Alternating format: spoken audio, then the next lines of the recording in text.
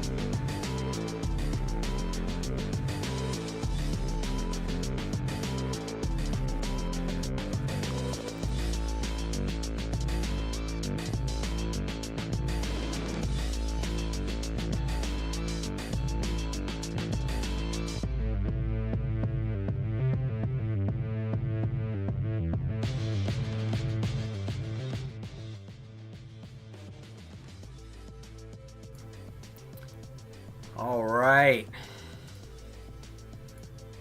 Welcome, everybody. And we are coming to you live from the Atlanta United Fan TV headquarters in Atlanta, Georgia. It's the Atlanta United Fan TV post-match live show. Welcome in. Welcome in. I see a couple of you are already in the chat. That's awesome. Glad to see you guys. Wish it was a win. Could have been a win. Maybe should have been at least a draw. Kind of scratched back from feeling a bit existential this game after the first half. Almost nihilistic even, I might say. So, could have been worse. Could have been much worse. Could have been in a position where we decidedly feel like we don't belong in the playoffs after playing a true playoff team tonight.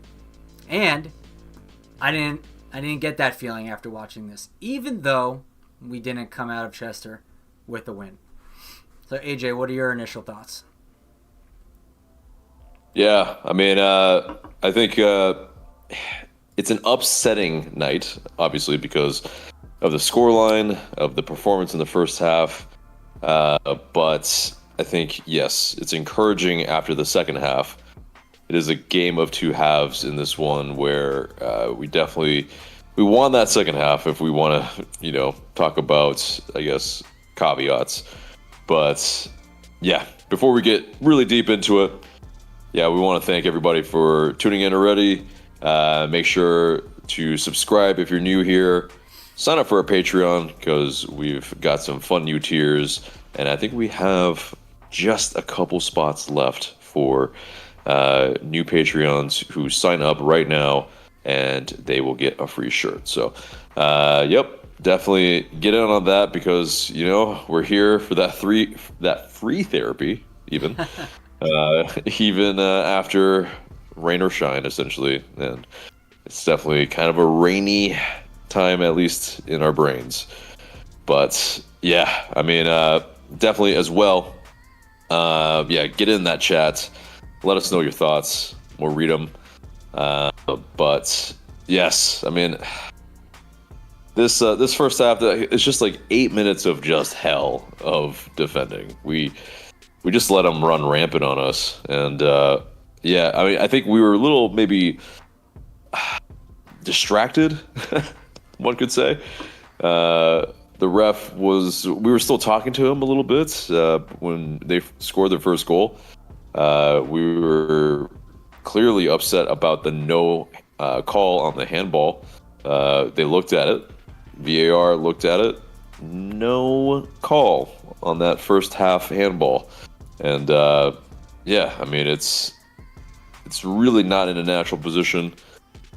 I don't know what they're seeing. It's not maybe as egregious as the Tottenham-Liverpool one, but hopefully, we'll see if they will release the tapes from that as well, because I really want to know what they're thinking.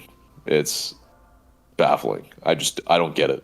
Like, that's a stonewall penalty.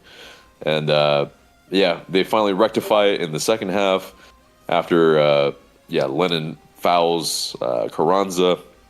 gets a yellow. His yellow is erased because it was in the same play. But yeah, like that's a pretty blatant handball as well, or elbow. And yeah, it's that's the start of our comeback, which is good. I mean, but yeah, it probably would have been a different story if when we talk about game states, 1-0 up versus 3-0 down. I think would have been a lot different of a story. But because I feel like, yeah, you know, them going for it, they're at home. I feel like we would have maybe caught them out a little bit earlier in the first half. But yeah, I mean, you know, we'll dig in deep to every bit of it. But yeah, definitely Thiago Almada's penalty, pretty decisive. I would say, you know, his goal. Yeah, he sends Blake the wrong way and hits it top bins to the left corner. So yeah, definitely a lot better than some of the other penalties that he's taken lately. But a little bit surprising that Yorgos Giacomakis did not take it, because obviously he is vying for that golden boot. And yeah, I mean, I guess Almada's just permanently on penalty duties. So all right, fair enough. But Mosquera, like he comes on, he's an impact sub, and I mean that counter was pretty much, yeah, you know, he was found in space, and you know, he was able to pass it off to Lennon, who was able to put a really good cross in. Muyumba, you know, just Andre Blake. It's so annoying. Like, it has to be like, you know, a penalty or, you know, just in traffic for him to not get a hand on it. And it's just, man, like Muyumba was able to find Mosquera, who scores again. This is his third goal. I mean, who would have thought? Especially after, you know, just pretty dismal of a showing in his first stint with us before his loan at Defensa y Justicia. So yeah, 3 goals, I think a couple assists. He might actually prove to be one of our better U22 signings, which is unfathomable, I think, when he returned from his loan. So yeah, definitely those are the positives. But man, I mean, it doesn't put us in a good playoff position. I think we stay in 6th, maybe drop down, or we'll see. I don't know. I have to look at the live table. But yeah, it's we have it all to play for against another playoff team in Columbus Crew and FC Cincy on decision day. So yeah, you know, we have a tough run-in, as we knew, but we have possibly the best squad to be able to do it. So yeah, you know, away match, it is what it is.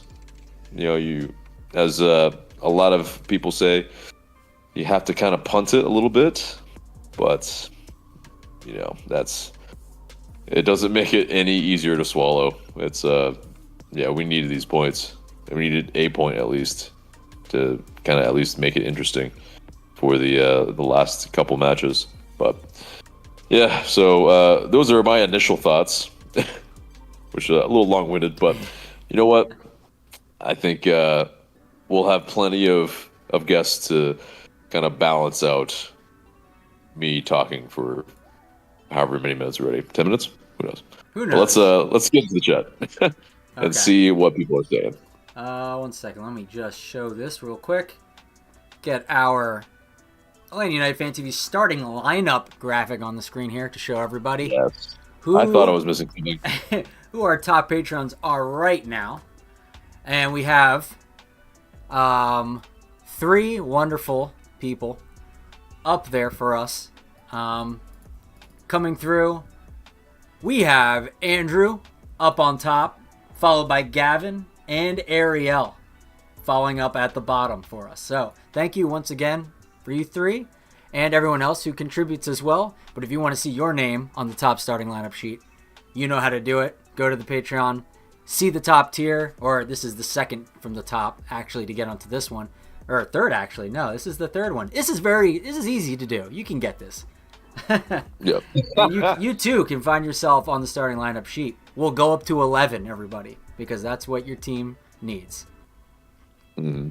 And there could be a squad as well and all that. So, yep, definitely get in there if you want to see your name on the stream.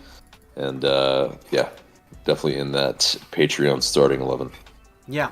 All right, I'm going to read a couple of comments, and then we will hop right into the guests, with our first guest being Ethan. So let me just poke him,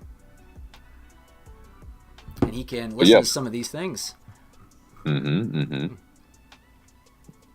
yeah, as well, if you share the stream, we will retweet you. So definitely get out there, get on X, and if you tweet out the stream, we will absolutely retweet you. So get in there. But Ethan, my boy, how are you? I'm all right. How are you? Yeah, I'm also all right. It's not the result we wanted, but a decent performance in the second half. How'd you see it? I mean, just frustrating overall. Like you said, the second half was encouraging, but like at this point in the season, I guess that's not just enough. So I don't know. A lot of poor decision making, I think, in the final third for almost all the game.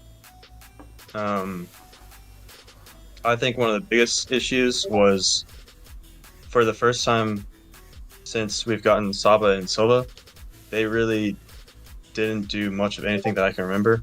I think like the first time we played Philly this season, like one of the biggest things they talked about was exploiting the wings to try to deal with their midfield diamond, and we just didn't get that done at all while they were in.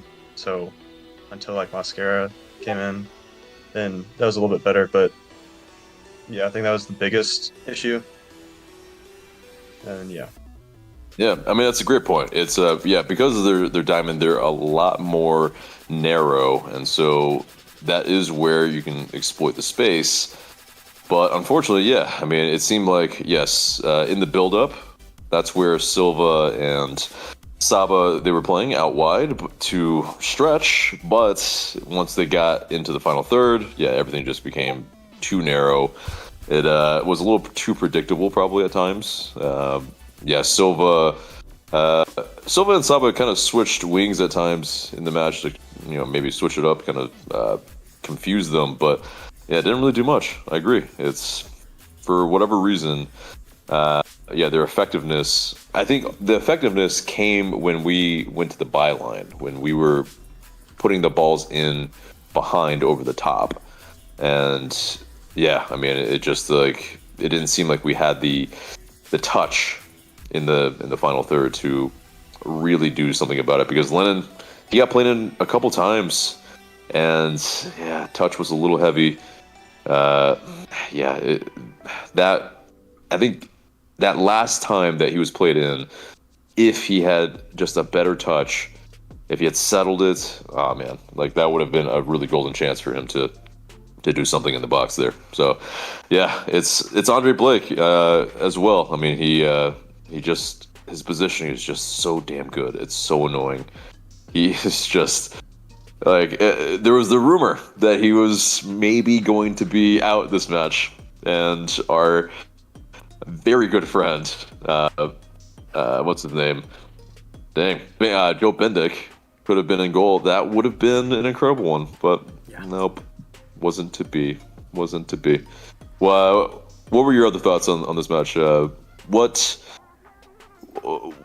were some positives that we can carry on to Columbus Crew for the next match? Positives? I mean, we're coming home, so at least we'll have that. We don't have to pretend we're, I don't know what even we were trying to do in the first half, but hopefully we'll get that figured out. It felt like a very classic away performance the first half, like we're not even playing. So I mean, we at least can play at home. hopefully we'll get to see Silva and Saba do something. But as a positive, I think Mascara was really good tonight. Not just the goal, but taking a couple guys on one-on-one and progressing the ball pretty well as he carried forward. I think Almada also, Jose Martinez, I think locked him down, and that's probably one of the biggest reasons. Another reason we couldn't get much going in the attack. So hopefully Almada can get working again against Columbus. I guess he'll have to work against Nagby, but it's tough. Yeah. I mean, these are playoff teams. That's what you get. You get high quality competition in those key positions. Jose Martinez put on a clinic tonight. He shut us down so many times. It was so frustrating to see. And he wasn't even supposed to play that much either. No. Came in the 5th minute. Yeah, exactly right. I mean, it's as an injury sub, and it's it would have been a much different story probably if he actually wasn't in the match because it's one of those things too where Almada, I mean, he's still a factor on those those free kicks, the dead balls, and of course the penalty kick. So I mean, it's just one of those. I wonder though, okay, we took out in terms of the important guys for rest anyway for Columbus Crew, because it kind of seemed at the second half, probably around the 70th minute, that it was kind of a dead rubber, and time to kind of put up the white flag a little bit.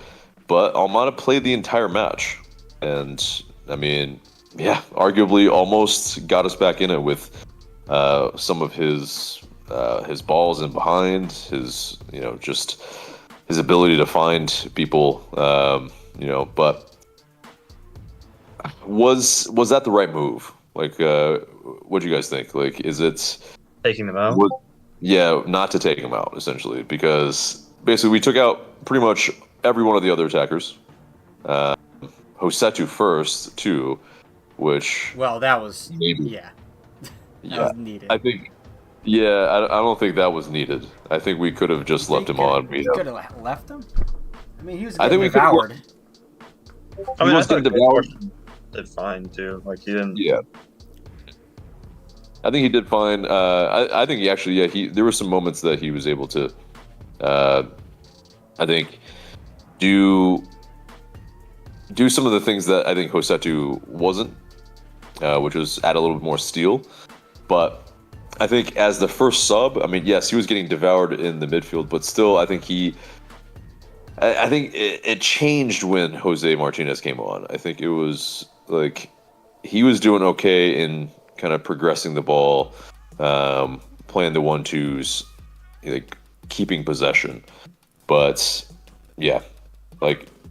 essentially, Jose Martinez and Alejandro Bedoya, they're just really good at controlling the space in midfield. Rosie almost gave Kranz an assist today. And that, yes. But that's the thing. It's you choose Hosetu, it's just at that point, you almost live and die with it, because why are you going with Hosetu? If it's one of those.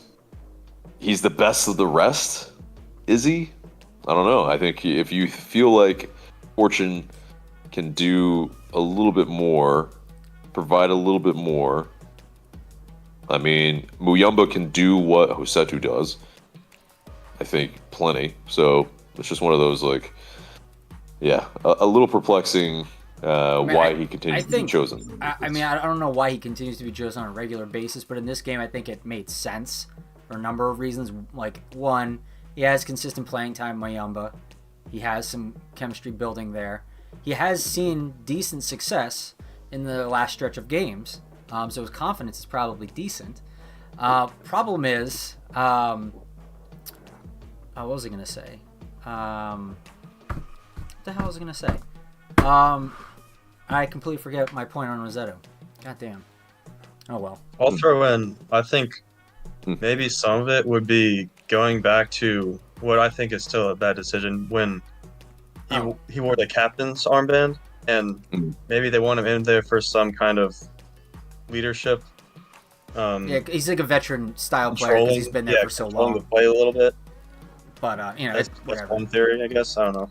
I mean, yeah, he has had that role in the past, and he's been on the team for a longer stretch than a lot of the other guys. So I guess that's perhaps why he ever wears that.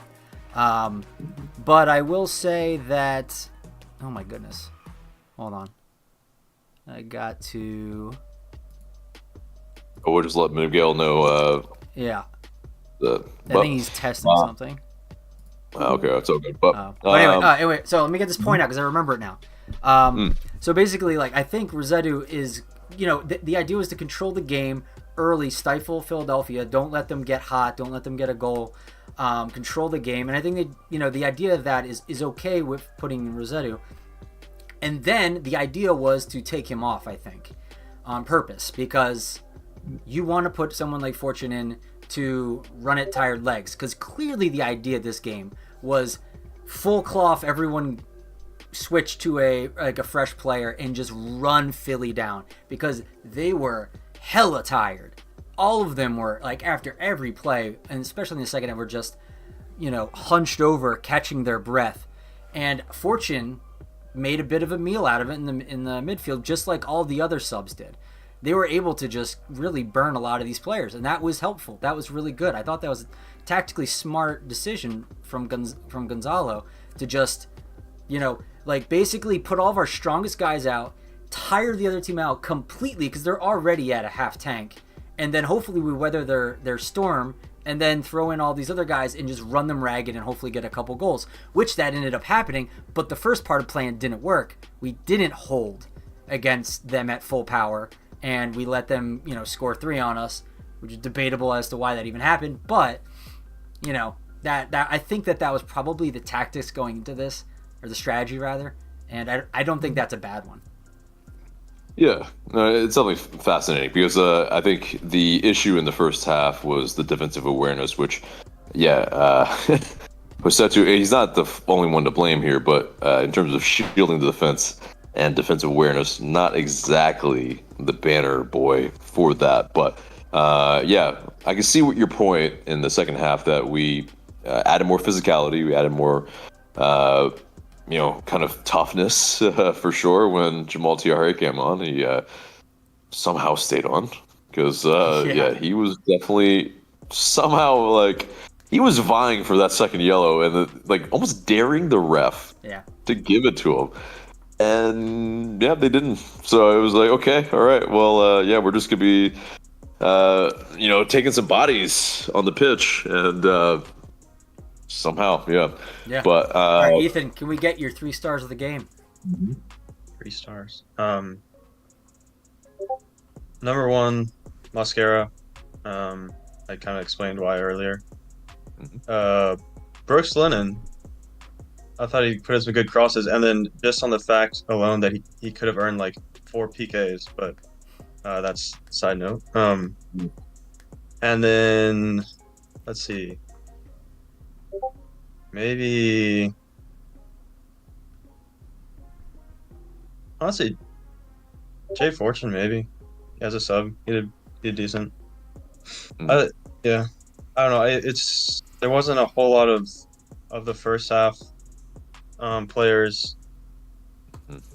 I couldn't see any real huge difference makers. So I'll just choose one of the subs that came on, I guess. It's a fair show when it's a loss, and it's difficult when there's not a ton of players that honestly did play well. I mean, there were a lot of 4s and 5s out there, unfortunately, in terms of probably ratings tonight. So, but that's fair. But final thoughts on this match? Okay, was I the only one that was surprised for Almada to take the PK? Yeah. The announcers didn't think that was weird at all, but I mentioned it earlier. Yeah. But it's one of those. Yeah, it's I guess he's just on permanent penalty duties because Giacomakis, he's vying for that golden boot, and I mean this would have been a perfect chance. But and how does he's what is he 6 years older than Almada? How is he letting him? Wait, what Well, happens when 'cause- he loses by 1 goal and then? Yeah. I mean, thought that was weird. Yeah, he's been on the team a little longer, and it's maybe that. It's maybe Yakumakis doesn't take penalties as well in practice as Almada. I mean, I guess that's the case. Who knows? But even then, just to help his fellow forward, maybe something like that. I don't know. I guess the feel good isn't quite there like that. So. It's unfortunate, but I know, yeah. Because I think is he still tied? I haven't looked at the Golden Boot race right now, but yeah. So it's. I'm gonna ask Tyler Pilgrim to ask Gonzalo that in a press conference. Yeah, right. Yeah, what's happening there now? I mean, he's gonna say the players decided, and there's already a hierarchy. So okay, we'll see what he. Say, like they would try to help him. Like, I feel like that's the easiest way to do that, but...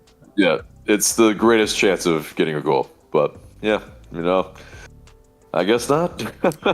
All right, well, thank you, Ethan, for stopping by. We'll catch you again, hopefully in the next game or sometime in the future. Yeah, sounds good. All right. Always good to chat with you, man. Have a great rest of your night. See ya. Man. See ya. All right, let me see if Miguel is interested in popping on. And while we're waiting, let's see what we have in the chat tonight. Elliot Beaven says, hey, how you doing, Elliot? Alexander says, ref was a disgrace. Kyle Brown says, are we done with the Lennon experience yet? Interesting idea.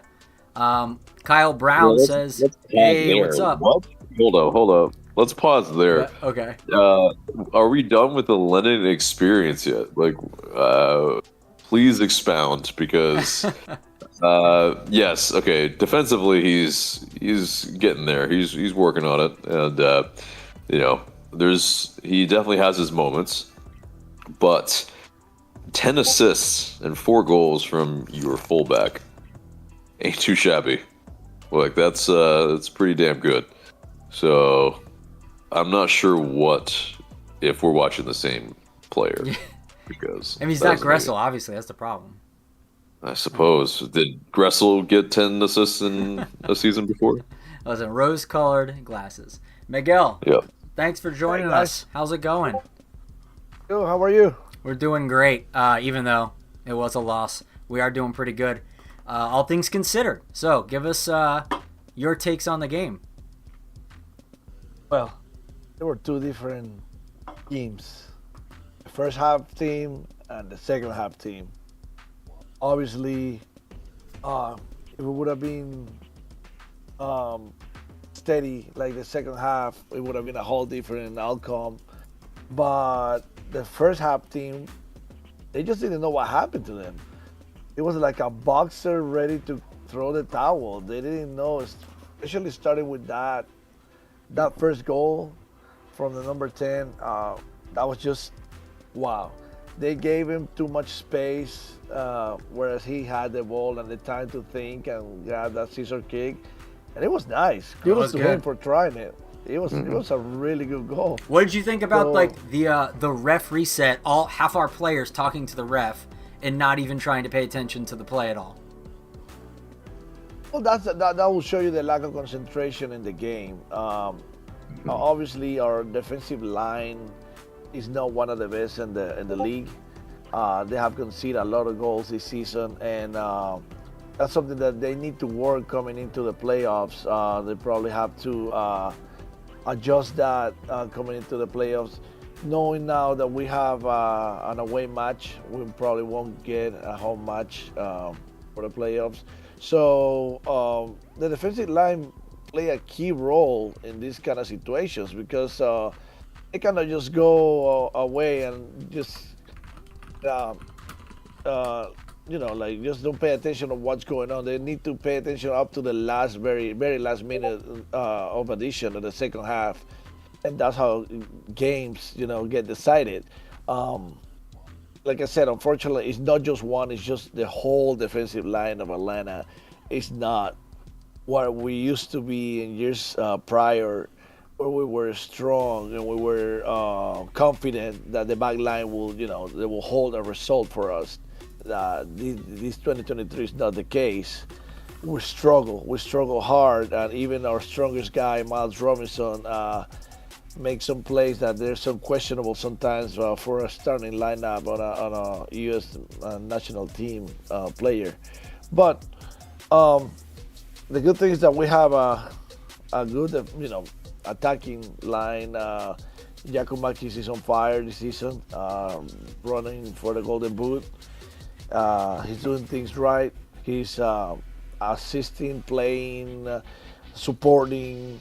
Same with Almada. When Almada is in the game, Atlanta can make great things. Unfortunately, at the end of the second half, we couldn't close up that game. We were really close to get that tie. But then again, you got to play the matches you got to play until the last whistle. And I think the subs came in a little bit too late. I think Mosquera would have been a little bit more decisive if he probably would have started the second half. We saw the worst version of Rosero, if you ask me. He should have been subbed earlier. But, a whole different team the second half. That's a good thing that I walk out of this match, we hope that Saturday we'll get those 3 points at home and close with the team that's shutting mouths in the East, trying to get a good result from Cincinnati over there. Yeah, it's definitely tough. We have the toughest assignment probably in the run-in, but it's this defense switches off way too much, and it's just but we also don't have proper shielding of it. We thought Muyumba, was part of the solution, which he is for sure, but it's still, I think it really outlines that without a good partner with him, it's too much to ask for one good player to make up for like 2-3 solid midfield players in the opposing team, just constantly on top of you. So yeah. Right, and especially it's this Almada. I don't think he was really up for it in terms of defensively tonight. He, that light jogging that he does, he wasn't really helping out. In terms of Hosetu and Muyumba, and I think we kind of got bossed around for sure. And that's when, it did make sense for Fortune to come on, but I think it's one of those things where, I think most teams in the league struggle to find solutions for that diamond midfield of Phillies. So it's just, do you change your whole shape just to counteract what they do? I think once we started to use more of our physicality, I think we imposed ourselves in that second half. So that's the beauty of it. And, maybe it's something that we could have done. What do you think? Like, should we have changed what we lined up with to start the match to counteract their diamond? Well, if you think of what we could have done better, line by line, we were pretty much even, except for the goalie. They have an exceptional goalie. Other than that, I think Philadelphia and Atlanta, they show that they're two teams that they're very similar. Philadelphia probably had a very bad second half. They could have cost them a point. We didn't take advantage of midfielding. In the midfielding, Almada does a very good job. Like I said, when he's focusing what he needs to do. Almada obviously is a more attacking midfielder than a defensive midfield. Tonight we could see probably he didn't recover more than 10 balls. Again, I don't know. You check the stats. We had the ball more than they did. We have more possession than they did. So it was like 60-40 tonight, and we end up losing the match. That's Philly style. That's what they do. Yeah, Exactly. that basically shows you They're that even that we have the ball, it doesn't matter for how long we have the ball if we're not gonna finish up the opportunities that we have at hand. Um, Maybe Pineda could have foreseen that midfield that Philadelphia sets up for every game and plan the game better. And that's where he realized that in the halftime when we were 3 down already and the corrections were made then. Um, Maybe the outcome would have been different. I don't know.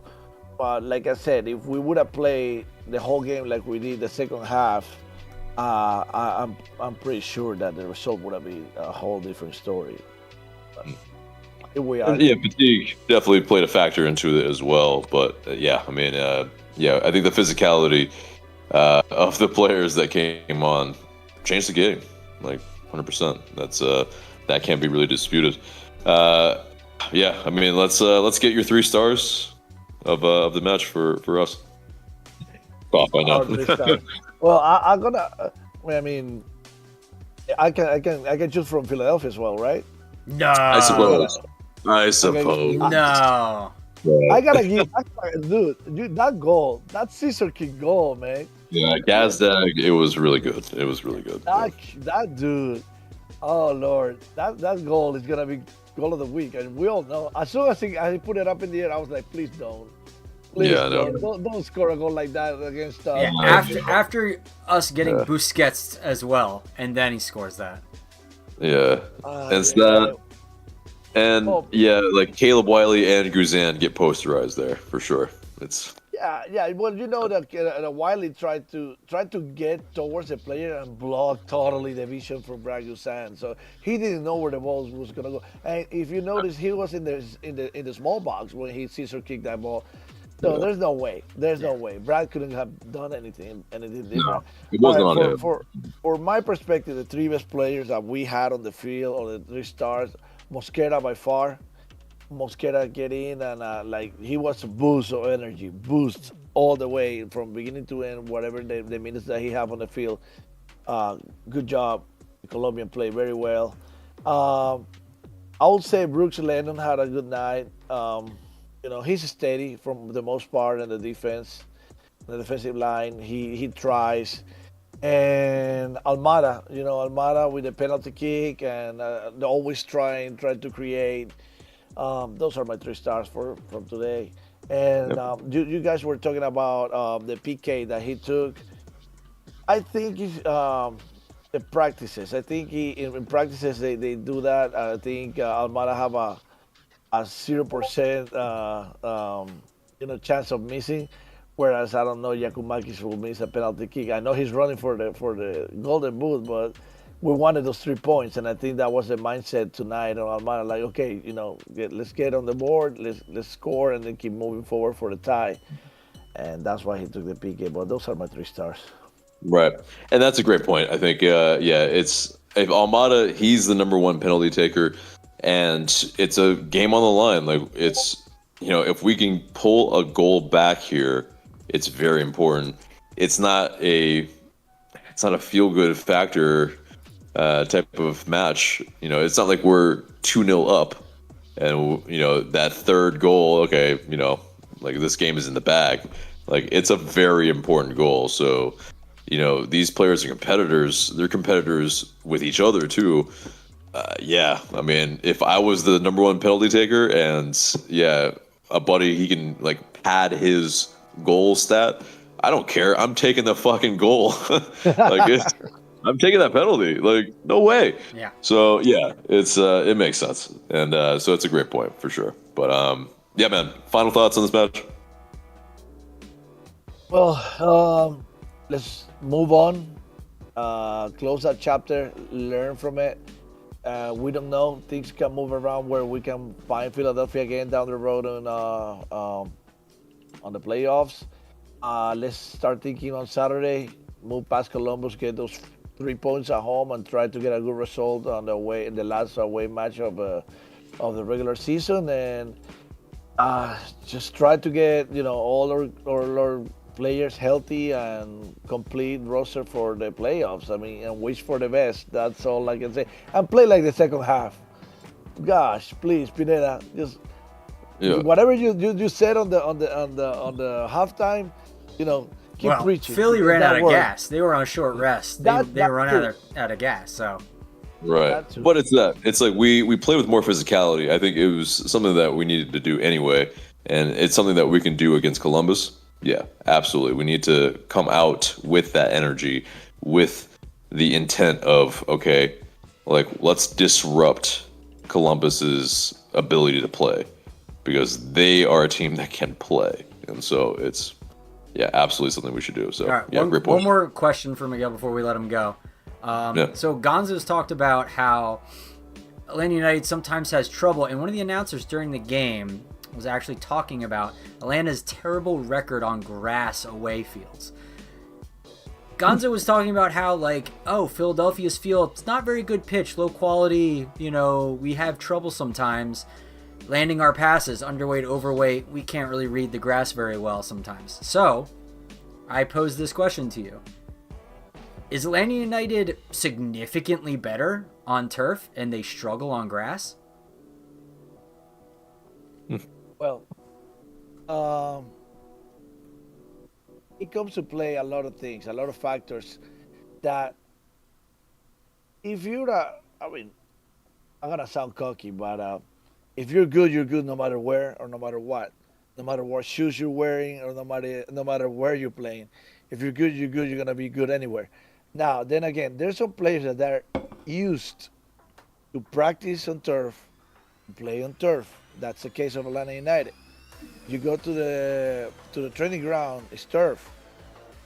It's turf. There's some grass fields, but they probably won't use it. There's like a slightly chance that they will use those fields because of the weather conditions, the rain and whatnot. But most of the time, it's turf where they practice. It's turf where they play. Our home venue is turf. So you get used to that. You get used how the ball bounces, how the ball rolls, how fast it goes. Now, when it comes to grass, it's a different type of bounce. It's a different type of speed of the ball. So I don't see why not or why there will be a difference.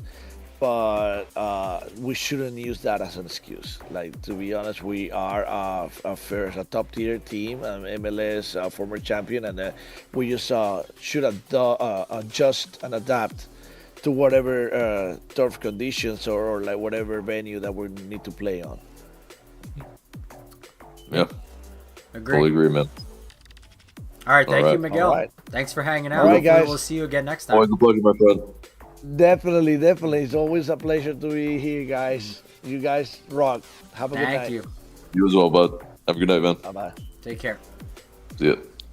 All right, let me read a couple more of these comments on the YouTube channel. Please, if you guys get your comments and questions in, we will answer them.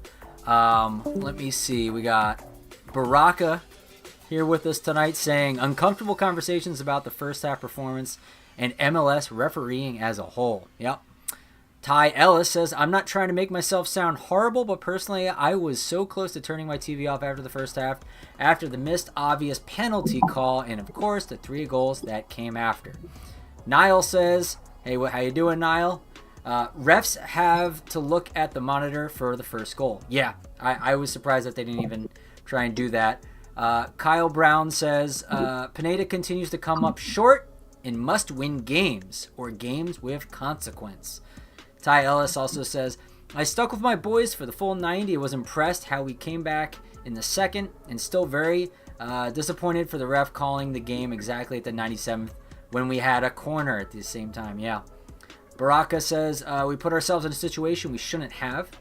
Niall says, thought the fight in the second half was impressive, something this team didn't seem capable of in the past. T. Bryant says, just imagine if we had a keeper with a vertical jump of more than 4 inches. Elliot Beaven says, should have been a penalty. Baraka says, I'm happy that we fought back in the second half, but I'm still disappointed that we allowed ourselves to be in this situation. It looked like we allowed them to run all over us. Niall also says, Yes. yeah. On the Guzan bits, I don't think it's about him being able to jump. It's about his reactions and his ability to get to anything to his left and right. And because it's basically, if he's not positioned perfectly and it's not right at him, and it's not, I mean, yeah, like he can still aerially get to most of the things because he's still, I think, what, 6'3", 6'4". Like he doesn't need to jump that high. He covers most of the goal in that sense, but Yeah. his problem is reaction time. It's kind of gone. Yeah, he's definitely a big Go on. boy. Yeah. All right, and we are joined by Drew. Welcome, Drew. Big Patreon for us. Really appreciate you. How you doing? What are your thoughts on the game? Terrible first half, then go into the halftime and absolutely change the game. It was great to see the fight, but it was honestly an unacceptable first half performance. It was probably one of the worst stretches of 45 minutes that I've seen this team play. Which says a lot because we've had some bad first halves and second halves this season. It's what about it made it the worst you've seen? Just it looked like we switched off all, like, every chance we had, and that first goal we were arguing with the ref, which I don't agree with the ref letting that ball play through. You're talking with the player, but that's here, they're there. But then goal 2 and 3 is basically we're getting hit on a counter, we're not watching our guys, we're losing men in transition, and it's easy for them to just put it in the back of the net for 2 and 3. Yeah, Robinson got, I mean, our defenders got split again. I mean, we talked about this in previous streams. Strikers splitting our center backs and just finding that space has just been a problem. Good teams, and it's good teams who have been doing it against us. It's frustrating. Maybe worse if it was bad teams, but yeah, it's one of those. Yeah, definitely. On paper, it seems like we have a pretty good defense, right? But again, time and time again, we get sliced open. It's not just the defense. Obviously, it's partially the midfield and the attacking line as well. If there's a mistake, if there's a missed assignment, but yeah, I mean, what do you think it is about our defensive line anyway? Like, just to at least highlight that. I mean, on paper, it should work, right? Oh, the defensive line should work in theory, but I think it comes down to, as was said earlier, it comes to the cover in front of them. Mm-hmm. Rossetto had been looking better, but this game he got absolutely eaten alive. And if you don't have somebody that can cover and break up plays and help out with the defensive solidity, especially with a team like Philly, they just swarm you on the counter, and you can't cover everybody if you're trying to turn back toward your goal and run toward your goal. You can't pick up everybody. You're going to lose a guy. And honestly, I still think it was the wrong decision of giving up Ibarra, because that was one of his greatest strengths, is breaking up plays, helping out with defensive solidity. But we got to do with what we got here, and hopefully maybe we see Fortune next game, because he was looking a lot better in that role, and it's promising to see him develop into that role. Yeah, you definitely see a lot more physicality. You definitely see a lot more of a player that gets stuck in and is willing to fight for the ball instead of kind of let the game pass him by a little bit. And yeah, he's got a little bit more physical attributes than Hosetu, who, yeah, I mean, it's just like, I know we rag on him a lot, and I'm starting to feel bad a little bit, but it's just one of those things where it's just he If you gets look at played his so paycheck, often. you're not gonna feel bad. Yeah, it's true. It's just like the issue is like, what are we paying him to do, really? Like, yes, he can progress the ball in terms of in the midfield. He does not break lines very often. He, yes, keeps it ticking. He recycles the ball well. If you want to keep possession, yes, he's a player for that. But beyond that, he's not breaking up play. He's not doing the defensively very much at all. Yeah, there are some ball recoveries that he does make. I think he did make one of note this match, but large in part, he's not intercepting too much. He's not making a last-ditch tackle or anything like that, which doesn't really account for a good player or anything like that. But yeah, it's just defensively, you just don't really see him doing much. And I think that's just like that. At that point, you have a passenger. And we don't have any space for passengers. Like, it's just like, this is a team that, yeah, we're pretty holy as it is. Like, there's some things that, yeah, like one little perforation, and I don't know where I'm going with this metaphor, but basically, like, it could become a very big hole very quickly. And so it's just, yeah, like it's. Whew, but let's get your 3 stars of this match, if you can come up with them. It's tough, I know. I've got 2 for sure. Mosquera, great goal. He came in, was a threat all game long, and it's been great to see him basically becoming an impact sub off the bench. I think it fits his style really well, using his pace to get at teams' back lines as they're getting tired late in the game. I think it works very well for us. Muyumba is number 2. He had quite a few chances this game, and if it wasn't for Blake, I think he has maybe two in this game. And I'll go with Lennon. Lennon played well, had great crosses in, drew the PK for us, but other than that, there wasn't anybody. Even Almada, in my eyes, he looked visibly frustrated playing throughout this game. You could tell he was trying to force passes to spots that it shouldn't, and it just looked like he wasn't quite there in this game. Yeah, I mean, his passes were off. Like, I mean, going back to the point earlier about playing on pitch versus turf, like, and the comments about Philadelphia's pitch in general, Almada's passes just errant. They just off by little bits when typically they, you don't see this rate of, I don't know, I have to look up the specific statistics, so I'm not, making something up, but it feels like from the eye test, a lot more of his passes didn't make it to their desired destinations versus when they usually, do. Yeah, and his touch was off a little bit. Yeah. Yeah, it was basically, there was a play on the sideline where, yeah, it seems like something that he would normally be able to, take in really well, easily.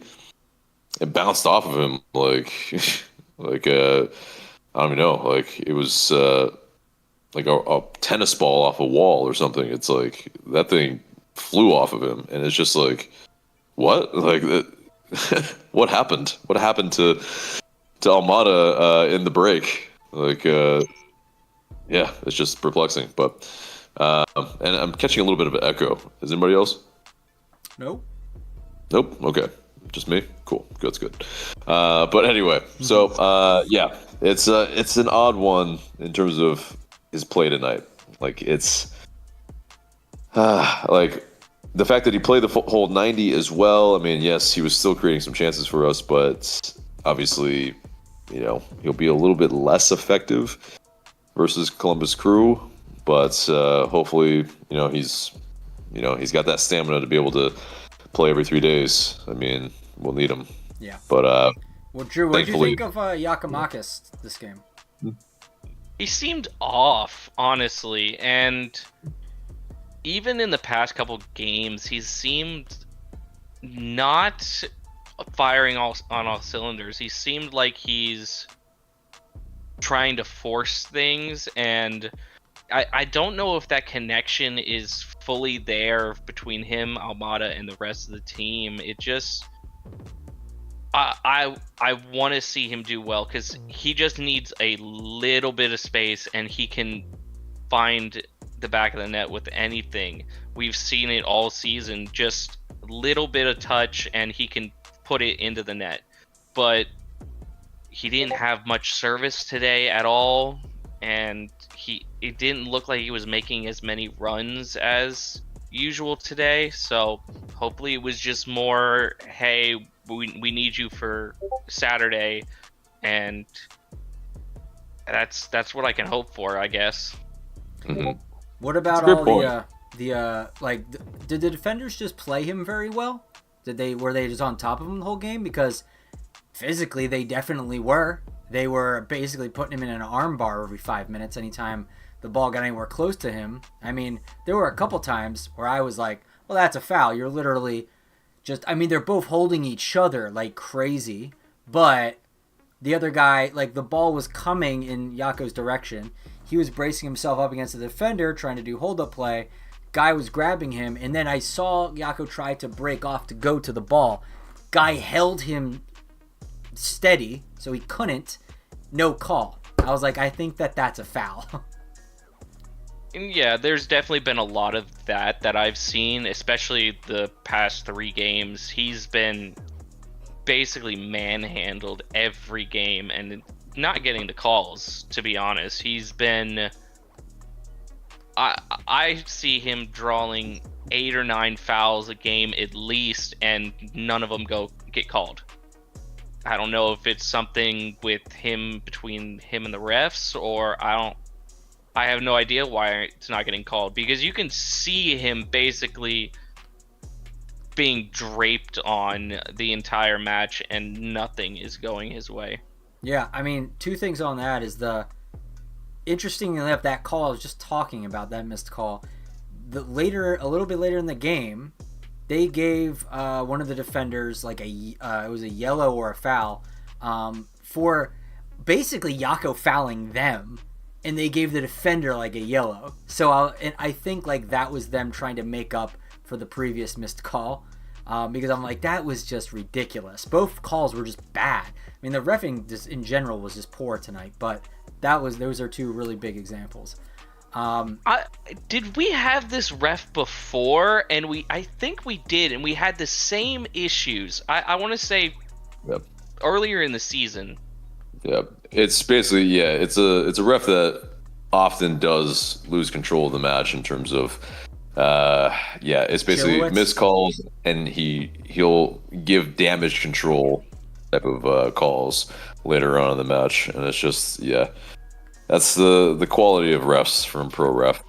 It's so just like the second point I wanted to make too was I'm not sure, I don't remember who said this. It may have been Gaza or something, but I remember someone saying that when a new player comes into the league and they're kind of like a big deal, a lot of times you have to earn the respect of the refs. And the refs have to kind of figure you out and understand how you play. And if you do, in the beginning, they'll just call you in weird ways because they don't know what to expect from you, and they don't kind of have a respect for you as well. So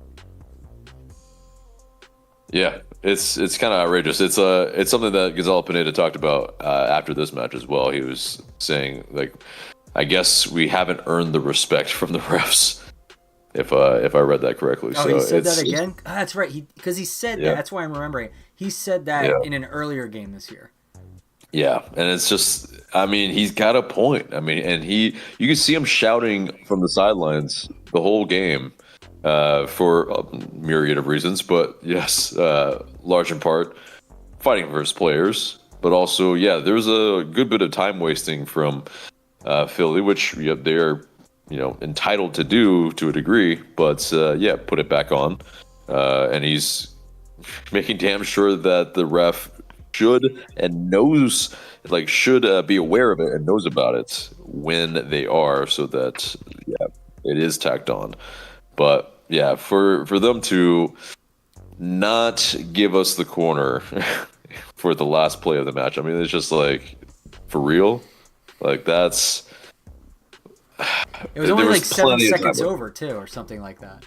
Yeah, exactly. Especially when there was a free kick that they won in stoppage time that they just kind of stood over for I forget how long, but it was a pretty long amount of time, and it was in their half. Like they just kept giving it back to the next person a couple times, and it's just like guys, like that's blatant time wasting. You need to have put it on. So yeah, we 100% should have got that corner, I feel like, but yeah. Final thoughts on this match? Just put it behind us, like the fight in the end, and hope that we can see it. That second half team going into Saturday versus a huge game versus Columbus. Yeah, absolutely. It's definitely massive. It's another 6-pointer. Unfortunately, probably the home playoff spot is probably out of the picture now, but you never know. Yeah. Who knows? Until you're mathematically out of it, you still got to keep playing for it. So, yeah. But Drew, always a pleasure. Have a good rest of your night. Thanks for having me on. Yep, thank you. As always. See you, man. Take care. Bye. Be well. All right, let's get to some of these comments. Mm-hmm. So Niles says top 4 not mathematically impossible, but no longer in our hands. Columbus is a must-win game. Elliot Beaven says time for some revenge in the playoffs if we play them. Yep. Alex Winberg says glad to see we had backbone in the second half. Niles says Mosquera is like a new signing.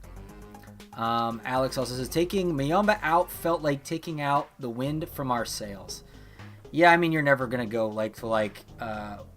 unless you have someone at like a DP level at this point. I believe, because I mean Tristan is great. Tristan is really good. I mean, unless you have, hey, Jose Martinez is not a DP player, but he plays like a DP for Philadelphia. So that could be like a like for like type of player.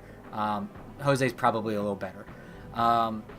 Let's see. Alex Winberg says Moyamba lost the ball a good amount of times though. Am I the only one who sees that, who thinks? Yeah, I'm like, no, Ty. He did lose the ball quite a bit tonight. Unfortunately, it's because again, one-man show going up against a solid Philadelphia midfield. It's gonna 4-man show in in Philly. That's very tough. It's always going to be a difficult assignment. I mean, essentially, so what I was talking about in terms of Almada, like not tracking back as much. I mean, it just and not really giving Muyamba a ton of options as well when he's on the ball. It's like, he pretty much was always wide, but like that's the difficulty, is that he can only find space out wide because Philly are basically just overloading that midfield. And it's maybe something that we could have done a little bit better is maybe pack in that midfield a little bit more, maybe with Lennon, maybe with Wiley, which they were doing, but it's just, obviously, like it's just a team that is so difficult to play against. Like that diamond is so unique, and you basically have to consider compromising what you're good at versus, doing something that, we're in the darkness with Glenn tonight. Hold on, sorry. Hold on a second here. We're getting the moody tonight. So that's what being switched on is like. Got it. Oh, it's a bit. Ooh. It's a bit. We got yolks. We got bits. We got bits and we got whiskey. All right. Yeah. Champagne is for winning. Whiskey is for everything else. That's true. Probably true. I mean, All right, well, welcome in. Tell us, give us your hot takes, your cold takes, and everything in between. Thank you for your shtick. Welcome in. Yeah, appreciate you guys putting up with it. Appreciate all the pity laughs that I know I'm getting right now. It's very much appreciated. You're lucky I don't have a laugh track right now. I will in the future. Ooh, you know what? That's the next thing. A few more Patreons. How many Patreons does a laugh track cost? We'll figure out that calculation later. Yes. Yeah, I mean, disappointing and frustrating. A handball. That changes everything. It's a handball. Yeah. It's hard when that changes the entirety of the match. I hate the tale of two halves things, but it was a different team in the second half. Is that because we did so much better? Or is it because Philadelphia fell off? Yes. Mm-hmm. Yes. Agree. Yeah. Yep. They ran out of gas. Yep. We just didn't show up in the first half at all. I don't know why. Rested. Maybe we had too much rest. Oh. They were on short rest, but maybe they're in rhythm. I have a good explanation for why we just were second to every ball, and it just looked like we were so reactive to everything instead of being proactive. It's encouraging in that we seem to have true game changers on the bench. That's good because the second half's totally different, and I think the subs were. When eventually you ask me for 3 stars, they're all going to come from the bench, y'all. All of them. Fair. So I think they contributed more than the starters tonight for some reason. I don't know. What were y'all thinking? I want to take a second to talk about Jamal almost being the hero of the game for us. Just narrowly missing a wonderful header that could have put this right into over the bar. Equalization. Yeah, and he was able to beat 3 guys essentially, 2 defenders and a keeper, essentially to that ball. But yeah, he just got under it. Instant legend for us if that happened. Instant.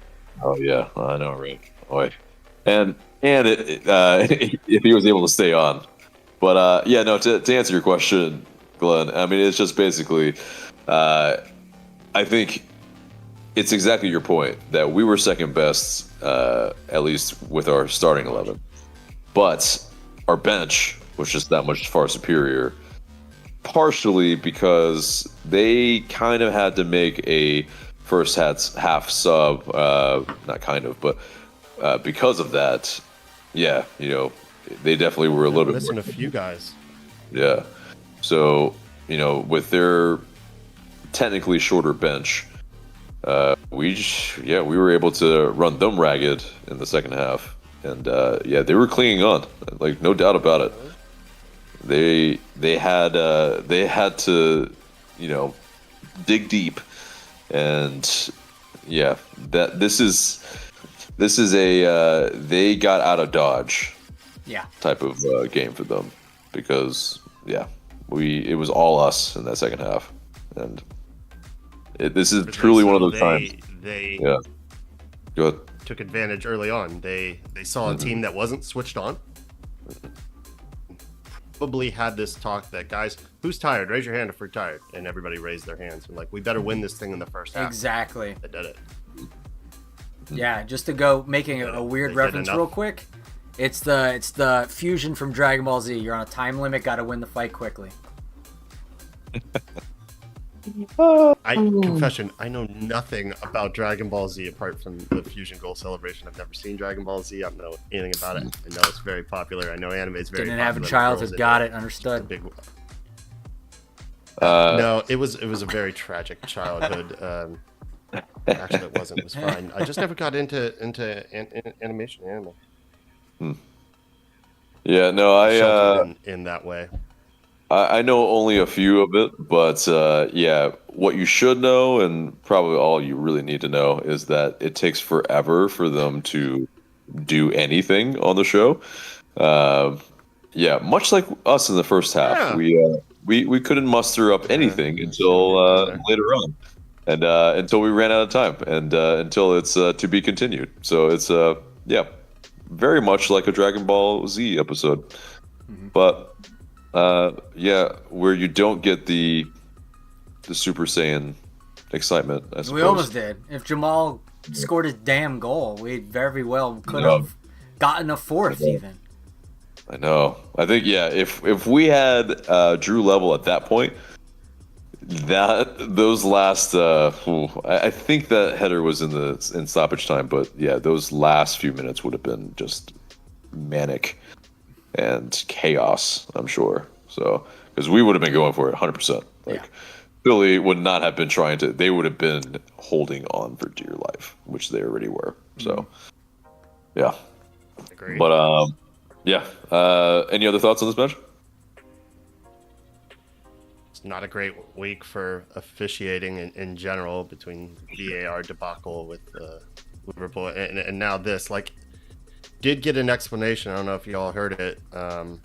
Alex Chilowitz did give a quote for his reason not giving the handball, and his arm was in a natural position. Hilarious. I buy that. I buy that. Frequently, when I find myself walking down the street, I kind of walk like this. Yeah, You know, very natural. That's. I don't know how y'all walk. That's how I walk. My arms are always just kind of out here. It's absurd. If that's his reason he's saying it was in a natural position, not that he missed it or he didn't see it or anything like that. He's saying that's natural. Yeah. There's no way. And then So for incoming VAR apology from Pro. Yeah, to say like something like, well, Yeah, it wasn't clear and obvious that this was a missed call, which was like, what? In which case, yeah, Now I want to know, did VAR call down to Alex and say, hey, man, you should look at that. Nah, fam. Nope. That's natural, totally natural. Did he shut it down, or did he even get a call? That's what we don't know. But, yeah. I think it kind of sounds like he got some sort of call. Yeah, I think there was a bit of a delay before they kept playing, so I think there was conversation. Right. But he didn't look at the monitor, and it makes you feel like that second one, they made up for it because, yeah, it took some time for him to get to the monitor. They're like, okay, we don't want to be reamed 2 times. So, okay, we will go to the monitor on this one. Okay, all right. Like, It's a pattern of behavior, man. First we have the miss foul on Yako, and then all of a sudden this guy gets a yellow out of nowhere when it actually wasn't even a foul that he committed. He's making up for missed calls. This is the second. It's a pattern of behavior. I don't like it. And this is what everyone complains about when it comes to Pro. Yeah, that's the thing. It's like this isn't unfounded criticism. Like this is one of those things where it's like it is very much there is a lacking in quality, and yes, is the answer to throw money at it? I'm reticent to say that, but I mean these guys are like, because that's basically rewarding them for their pittance. They're like the patheticness of their refereeing. Like that is not the route to go. But yeah, there's people much smarter than probably all of us that can come up with a better solution for this. But yeah. I doubt that. I'm pretty sure we have gathered the smartest people to talk about this Yeah, right now. indeed. You're right. That's good. This is not something exclusive to us. Every fan TV for every club has people that talk about this consistently, the lack of consistency. It's all we want. Understand, calls aren't always going to go your way. That's not what I'm asking for. I'm asking you to draw the line, stay to it. That's a foul, then that's a foul. Yeah. That's a handball, that's not a handball. Like, just be consistent. I mean, the chicken wing handball, the second one, I would have more grace for not giving that than I would the first one. The first one, it really hits his hand. An unnatural position. That's far more of a handball. You give both, but if you want to make me pick, but like you're saying, I think he's making up for it. Yeah. Dude, Yeah. That's I not mean, how you, run that's out not of how you town do and it. tires slashed. Mm. Yeah.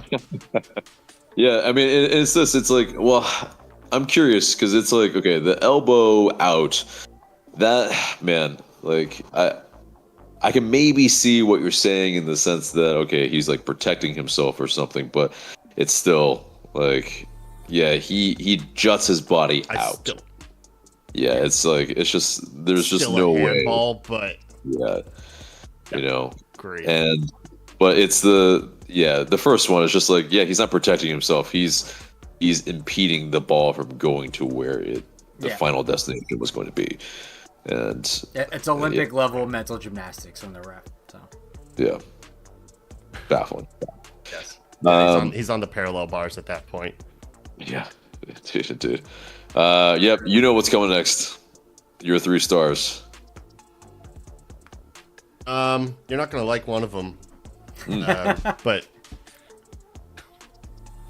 well, you might not like 2 of them, or your heart may have changed. AJ, you may have a change. Edwin may have won you over, sir.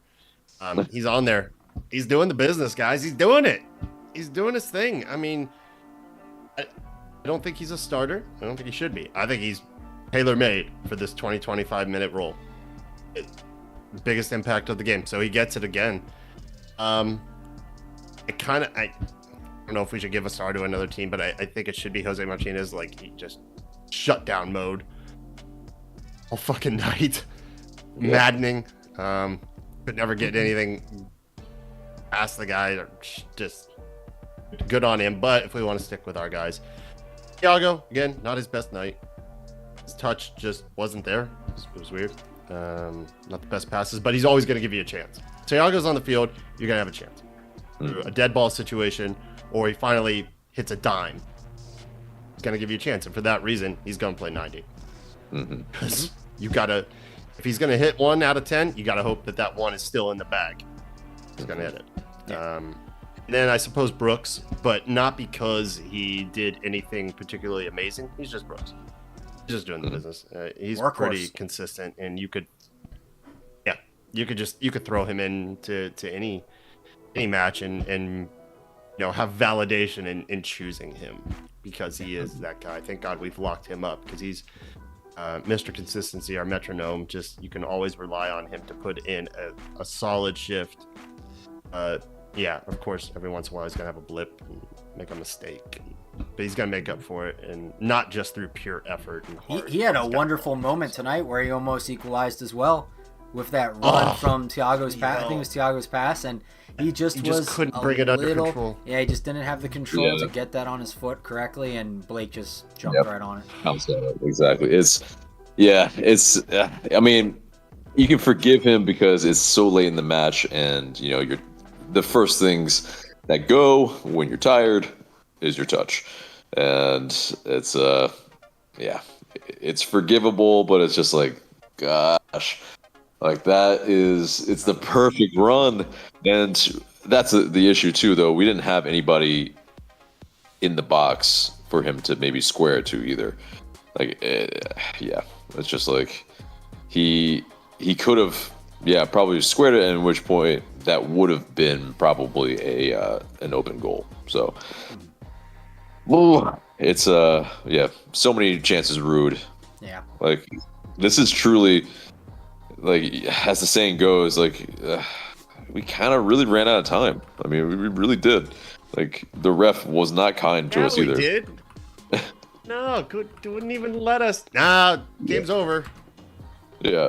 It's like, yo. When in your life have you ever seen a corner not given when the ball crosses like on the clock? Like this isn't the NBA. The buzzer doesn't sound. What are you doing? Like, you don't think that, and to his credit, that Andre Blake wasted a bit of time? Should. Like, yeah, I get it. That's game management. You got to recognize that as a ref, and you got to give that time back. I'm talking 15, 20 seconds, 30 seconds tops. Yeah. Not even to give that. Poor officiating. It's not the reason we lost, but it's still poor officiating. I don't like to see it. The only other thing I would say tonight, and it's a small thing, it's a very small thing. It's something I wish we would do even when we're winning matches, and we've just never done a lot as a club. Maybe we did it more starting out in 17, 18. Try more stuff on set pieces. Go for the long throws. No teams do this except Wrexham. Have a long throw specialist. Give me a throw-in coach. Treat if you've got a throw-in by the 18, it's a corner. Put it in the box. Shit happens. Yeah. Flexion, win a second ball. Treat that thing as set piece. I love it. We just don't do it a lot. This... We did try the one thing with, what was it? Yeah. Yeah, the free kick. Thiago's ball to Fortune. Johnny. Yeah. To Fortune, yeah. I was like, oh, fuck. Okay, we're not just like putting a ball up to a very short team. Cool. Try something. Try some training ground stuff. Mix it in. We don't have to do it every time, but mix it in. No one expected that. So I mean, like Fortune? Like, no one expected I didn't.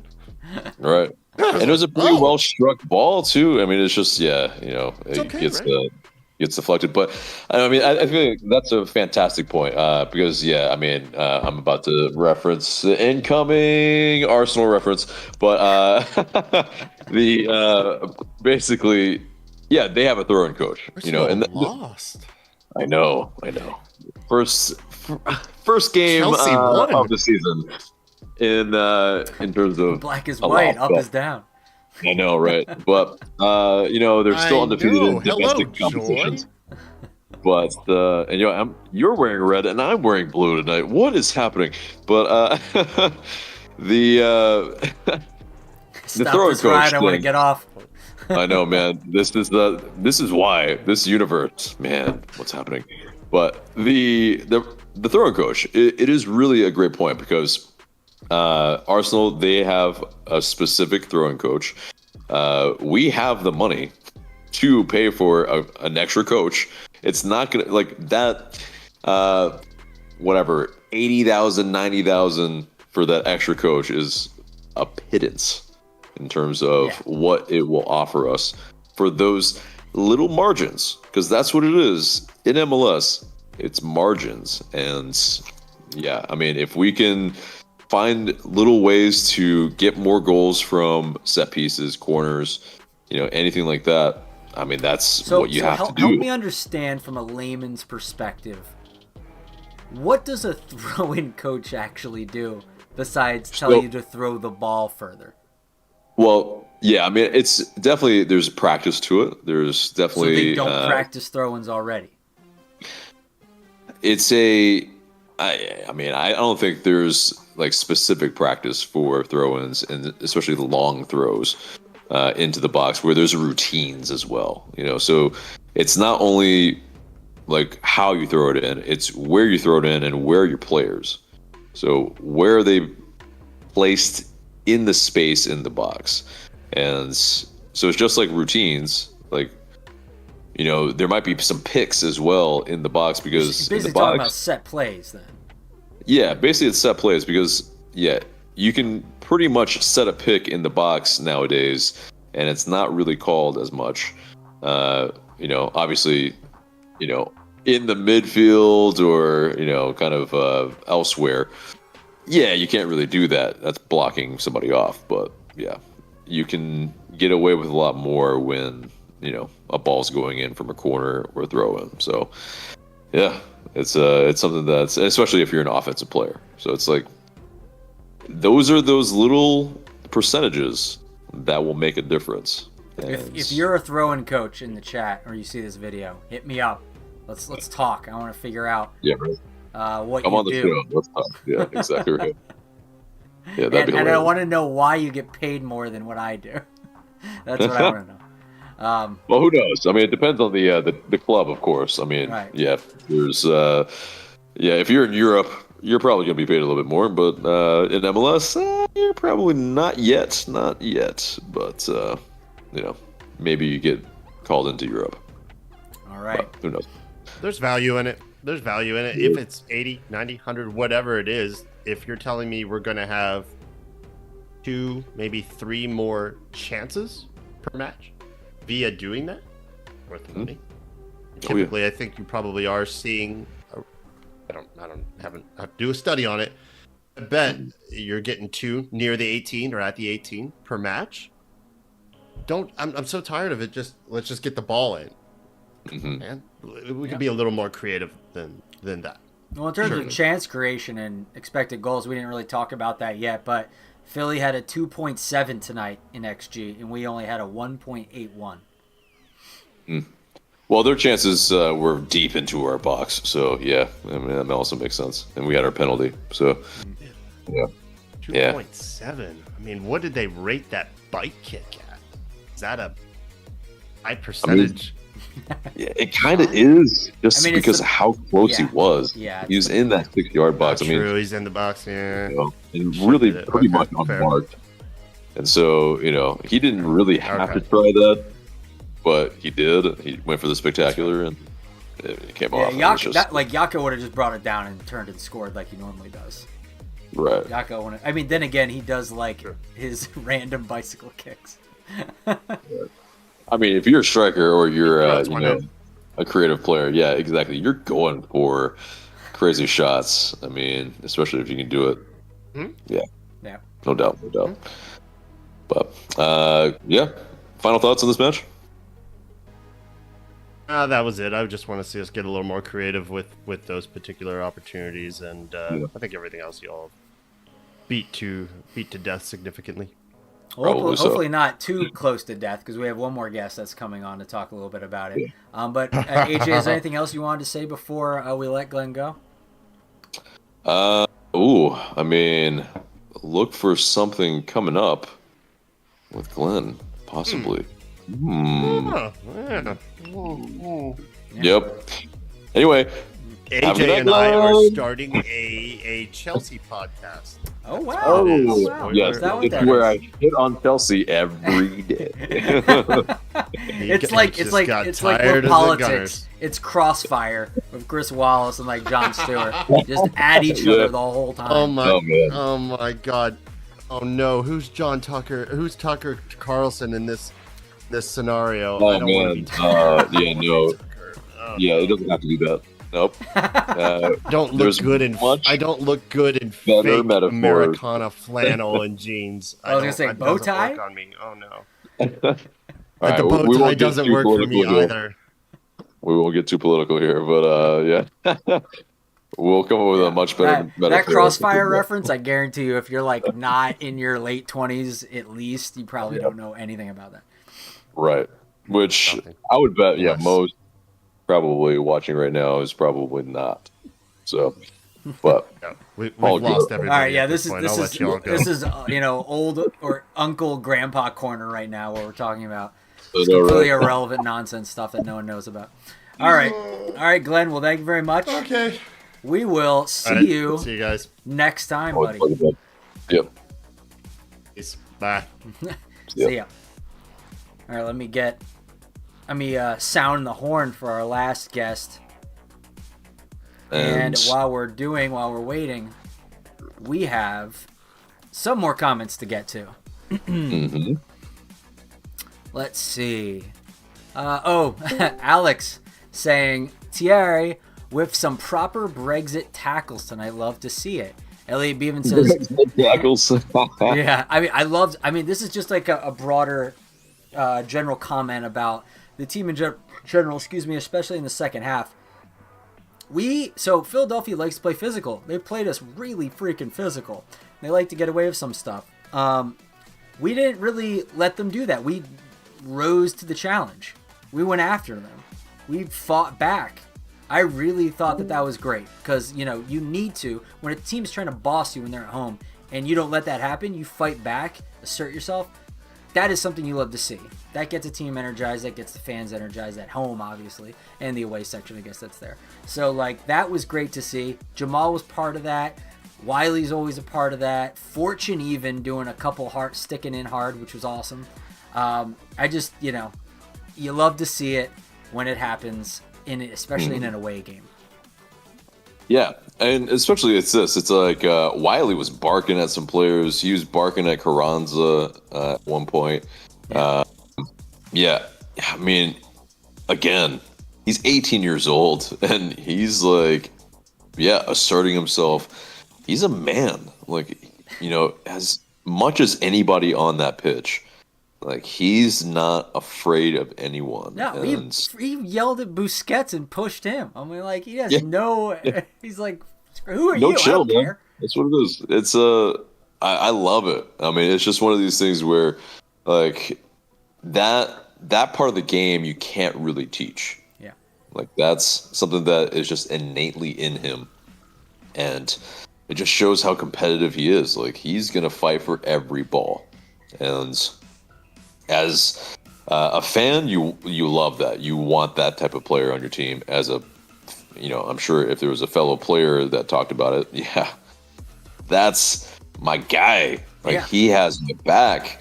And, you know, like we talk about sometimes the energy leaders on the field, right? Like, that's an energy lead move right there. Right. That's going to spark the team into, like, okay, let's go. Let's make this happen because, you know, let's not make that, whatever that was, come in vain. Yeah. So. Yeah. All right. We have our next guest up with us.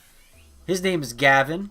Gavin, could you turn your camera on if you would be so kind? Thank you very much. Oh, let me change it because let me change your name so you can be reflected of your proper name. My name's Ethan. Yeah, so I'm gonna actually put Ethan first. Oh wow. Yeah. So there you go. Real funny. There you are. There's your proper name. Oh. Yeah. My name is Glenn. It was Gavin. It was Ethan. Glenn. Yeah. Now you suffer from multiple personality disorder, so I'm just I'm bringing that out. Right. Which one's your favorite? That's the question. Any. Yeah. Oh, spoken like a true schizophrenic. Anyway, Anyway, man.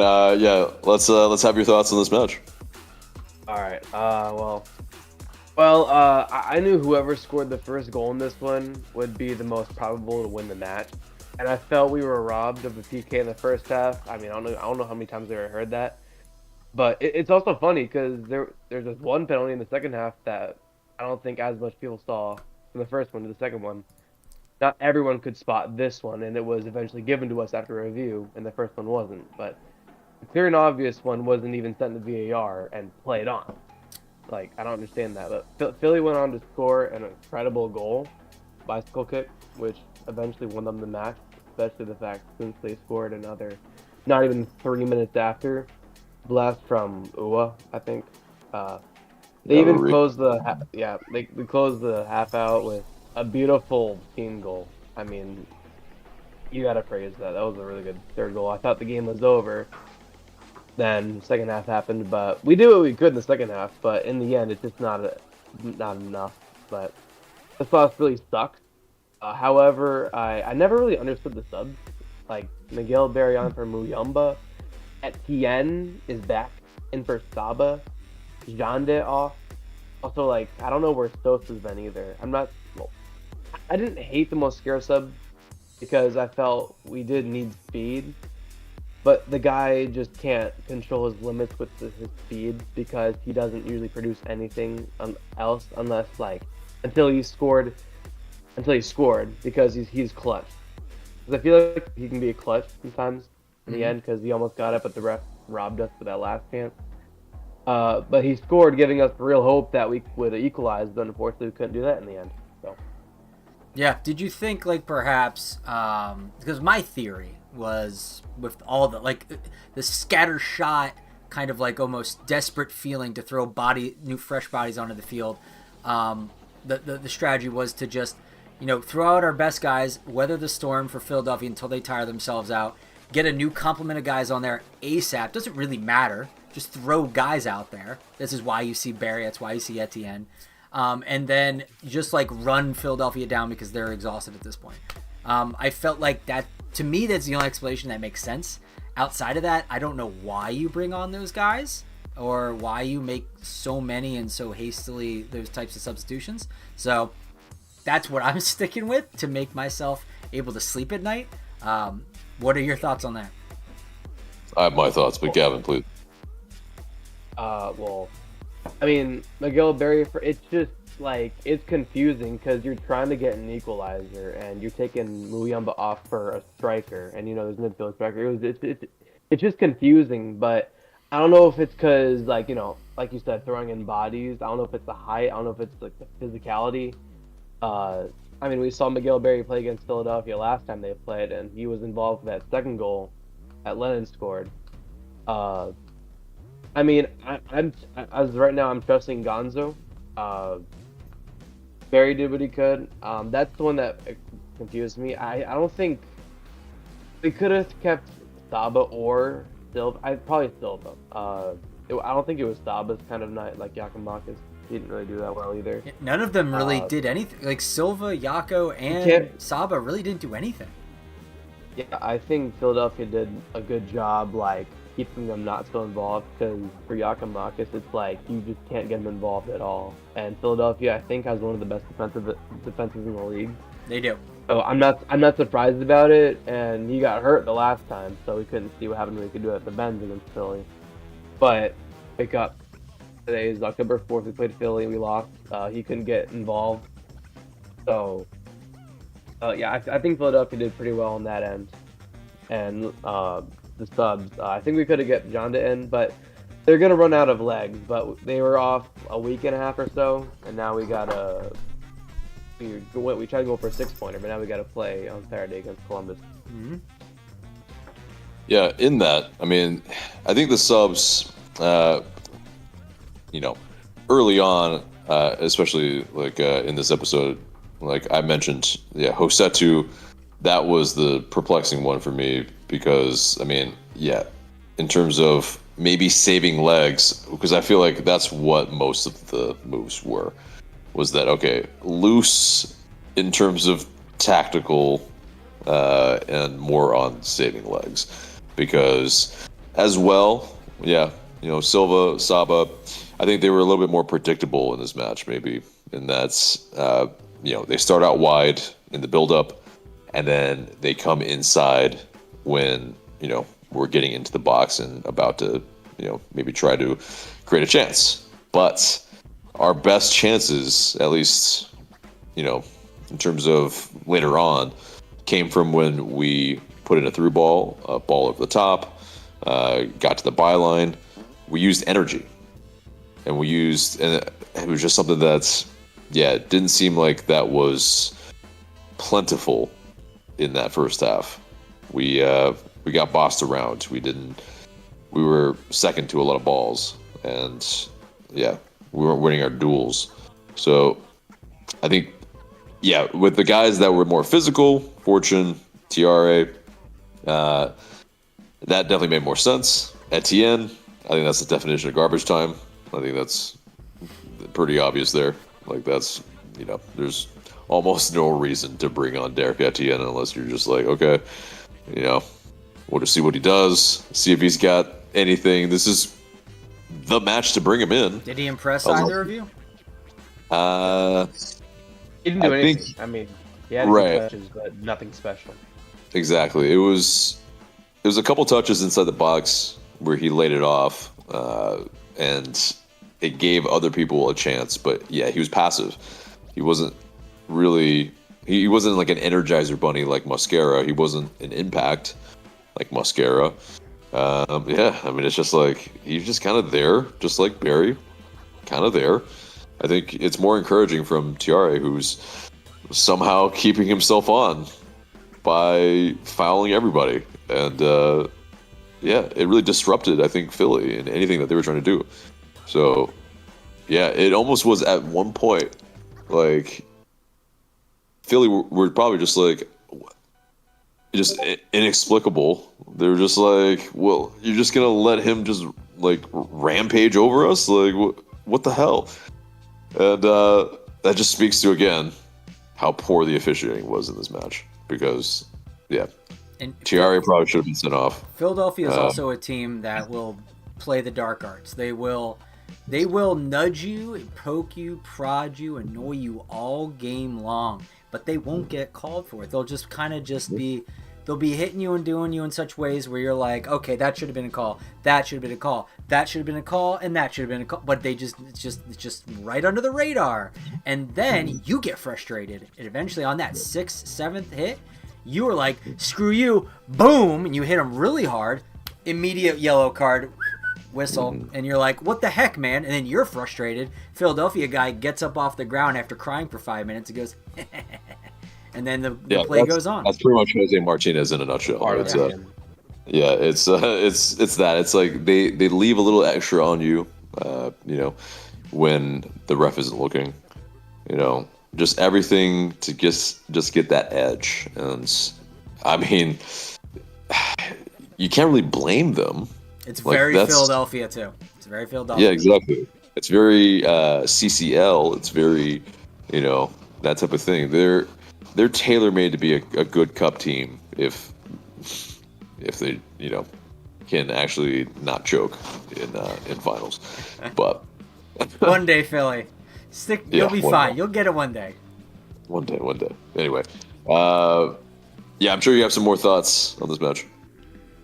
Yeah, one of them. Once again, I've said this before, but this, like, I'm not a fan of blaming the refs for losing this match. I'm not saying it was the number one reason we lost, but I felt we had multiple times like we could have had the trajectory of the match changed. For Philly's first goal, I believe he called Lennon for a soft foul, and then they called a soft guard. But I'm not sure what the VAR assistants were smoking in their room, but I'm sure everyone wants whatever they were, because I do not know how that first PK shot was not taken to the monitor. And I also felt we should have had one last chance in the end of the corner at the last play of the match. Because I felt like in other matches, teams get their chances, and even teams that go against us. I'm convinced the ref was I'm just convinced the ref's like in a rush, because I feel like he would yap back at the players that wanted to argue in a way he was in some sort of rush, and then didn't give us a final chance when I feel like we should have had a final chance. Like, it was only a couple seconds over, but teams usually get that chance. But I do feel like we were partially robbed by the refs, but I'll say it maybe or maybe not one more time. I'm not a fan of blaming the refs, and that's not the number one reason why we lost. I think it's the number one reason why we didn't tie. And it could very well could be.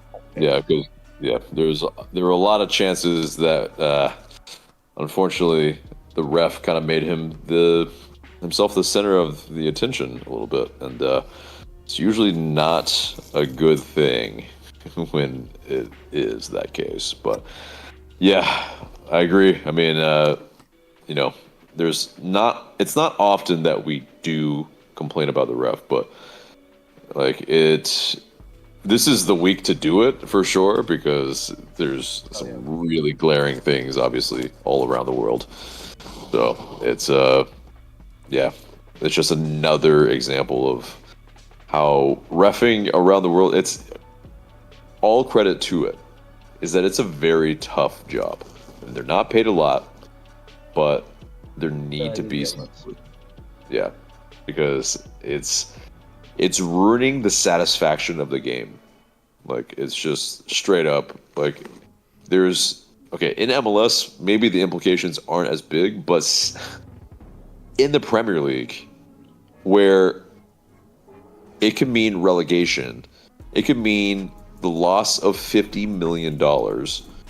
It could mean where you get, basically you can't basically ever maybe get promoted back into the Premier League because something happens and you lose all your players that want to be on a Premier League team. Like, those are big implications. But in MLS, yeah, I mean, there are a lot of issues that I think make fans really question, like, okay, well, like, why is it so bad? Like, if we can see it, how can you guys not see it? Yeah. Especially when there's VAR. Like, It's you guys ego are at that watching- point. Exactly. It's absolutely ego. It's not like, okay, they have more screens than we do. But No, you're wrong. My perfect 2020 vision. Definitely Exactly. better. Exactly. I saw it in real time. It's like, that's not the point. Like, it's about getting the call right at this point if you have this many views. So, yeah, Anyway, but- we're not going to blame the refs. I mean, I could say a lot of things about the ref. Like, if I ordered an entire truckload of stupid and only he showed up, I would have gotten my money's worth. But I'm not going to say that. It's not necessary. We don't need to go that far. So we're not going to blame the refs. Yeah, Mhm. you can't go match day, without blaming the refs for this or that call. And there's still other reasons why you lose or tie the game. There's Mm. nothing you can really do about it. But I want audio released from that. I want to know what they were saying. I want to know what they were smoking. I need to see it. I need to. Drop the transcripts. Yeah, They it's need to release it's it all. unfortunate. This has opened up a waterfall, I'm sure, and yeah, I mean, it's already gonna be like, you have the instant replay thing with the league with their like little Cheez-It things that Andrew Weeby does, and where they ask the fans to make it like, you make the call, and it's like, this shit's so dumb. Because these refs need to just, how about you guys make the call right the first time instead of asking us to, make the call on these like YouTube videos that you put out way after the fact and where it's blatantly wrong. So anyway, Gavin, 3 stars. Yeah, I was trying to remember these. Okay, so one of them was probably Lennon for earning the missed PK that should have been called and his efforts. And I can't remember if he did for the second one as well, but for winning the first PK that was not awarded, because if it was, he probably would have won. But other than that, Lennon still, I think, did what he could. It's like Almada, which is number 2. He's always, as always, for doing what he can with the attack, because I'm never sure how it can be supported without him, but we'll find out if he's ever sold. But that's for another bridge to be crossed, and we'll cross that when we get to it. 3rd star, without any doubt, self-explanatory. It's a no-brainer, the ref. But to be real, it was probably Mosquera for being clutch in that one moment, for scoring and bringing us right back in it and having a lot of chances. Like I said, you're gonna have chances. The ref will give you these chances. Like, you gotta score these chances. Like, even Muyamba had a good chance in that first half as well. Like, he could have scored that, but Blake's just unbelievable. He's just annoying because all goalkeepers do is play so good against us. It could have been the penalty awarded to us in the first half. Could have been Muyamba scored that. Who knows? So, but again, 3rd star, Mosquera for being clutch. So it's Lennon, Almada, and Mosquera. And honorable mention is the ref. No-brainer. But we're not going to blame the refs. We're just saying that, I told you, I'm not a fan of it. Indeed. Yeah. All right. Well, parting thoughts. No, that's all for tonight. Eyes on I need to Columbus, go to right? bed. Yeah, eyes on Columbus for sure. It's they're Columbus and Philly are a little different, but it's Very gonna be different. because they're Very different. back at home. I think it's gonna be a game where we're definitely gonna have to. I think we will get on the front foot first. I think it's gonna be a good game because Yeah.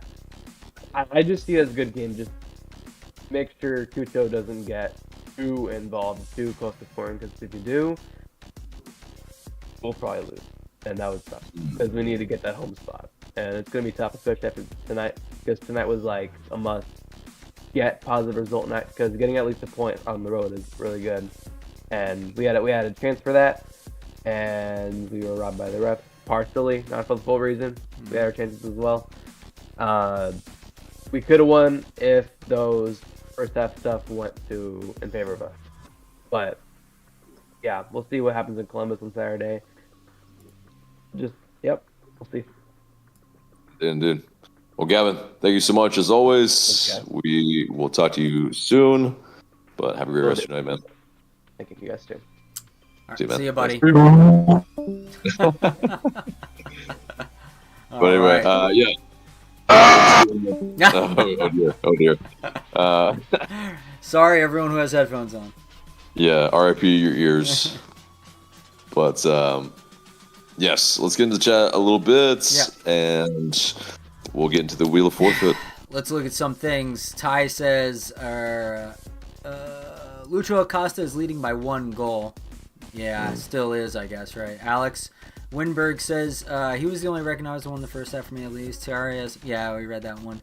Elliot Beam said, thought there was going to be a late goal at the end of the game. Yeah, we are a bit of the last-minute merchants, but unfortunately, for the Cardiac Kids, right? But we just were not having it this time around. At home, I feel like it probably would have gone that way, but we were away, and the momentum wasn't really with us as much as it could have been. Ingest says, Miggy with a goal today. That's what I want to talk about. Well, perhaps there's a Newcastle fan TV that you can see it on. However, we will give him a little bit of time here because he is a legend. And yes, he had a very nice goal today. It's very nice to see. We love to see Miguel prospering and at the heights of all world football, the Champions League of Europe. It's impressive and great to see, and we're all very happy for him.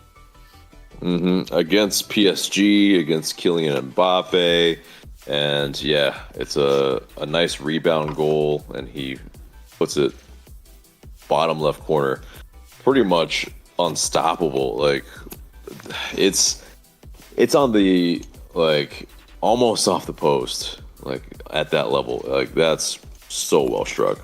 Like it's almost like a classic Miguel Almiron Newcastle goal at this point. Yeah. Like he's scored so many of those type of goals now. It's running down the right, blast in with his left. It's throws goalies so much. Yeah. So it's beautiful. And Miggy, man, yeah. Like he just when it looks like, okay, is he long for this Newcastle side? I mean, yeah, he still might not be long for this Newcastle side, unfortunately. But yeah, he's definitely earned his stripes, at least for, a few more months probably. And so yeah, hopefully it continues. I mean, we love him obviously, and we know he can do a lot of bits. Yeah, it's just really great to see him as a Champions League player. Yeah, like that's Atlanta United alumni Champions League player. I love it. Elliot Beaven says, should Atlanta rest their starters for the last 2 matches? No. No, I don't think we should rest our starters. However, I get kind of what he's saying in that if we don't really have the home spot to play for anymore, then it doesn't really matter how we do in the last couple games in terms of placement. Because I don't think other teams are going to be able to catch us. I don't think any team really can catch us at this point for like the 6th place or 5th place spots, whatever we fall into. But I don't think we're catching guys ahead or teams ahead of us, because it's just especially tonight, basically everyone who we they all just kind of moved up and we stayed exactly where we were. So yeah. Well, I think it's this. It's okay.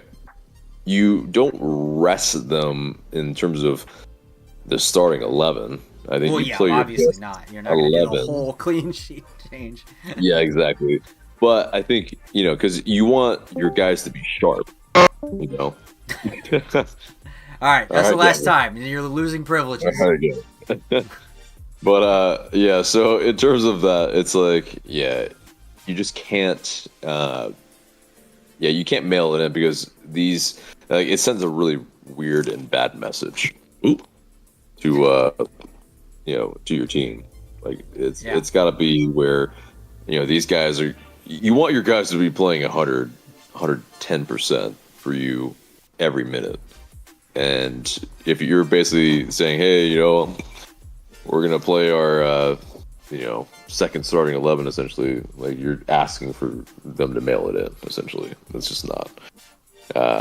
But yes, there is such a thing as garbage time, and yes, Mosquera is definitely proving that yes, he is one of the first off of the bench, and so yeah, especially with Machop Chol out for the season. After he got surgery, I think, yeah. I mean, as far as wingers go, it's gonna be him. It's gonna be Wolf.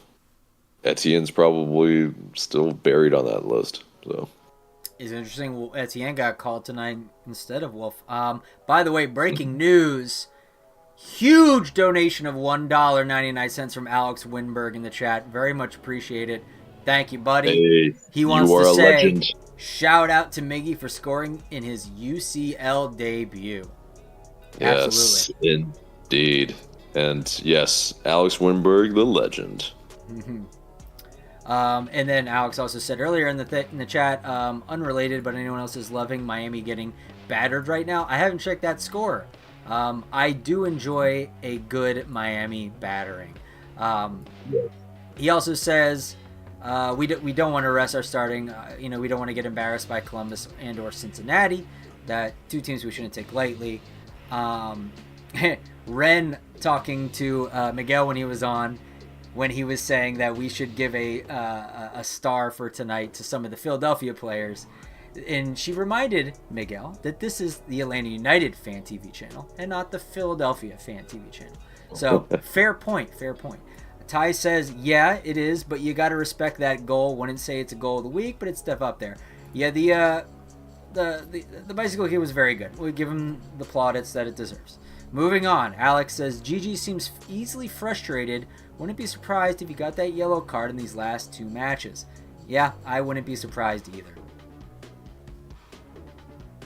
Yeah. I mean, yeah. It's probably true. Yeah. Ty Ellis says, with Rossetto and Mayumba being basically defensive mids, I get the fact Almada should have to track back some, but having two defensive mids, Almada should have the freedom to be the fourth attacker.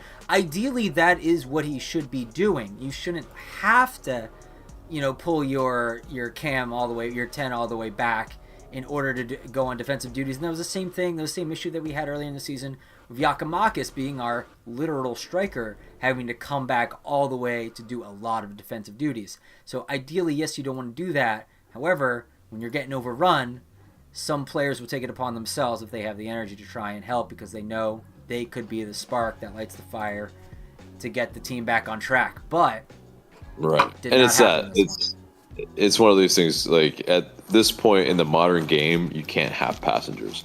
Like every person on the team has defensive duties and in pressing as well. Like, yes, I get it that it's MLS, but yeah, I mean, you just, everyone on the team has to do the work, and those are the best teams when every player on the team contributes in attack and in defense.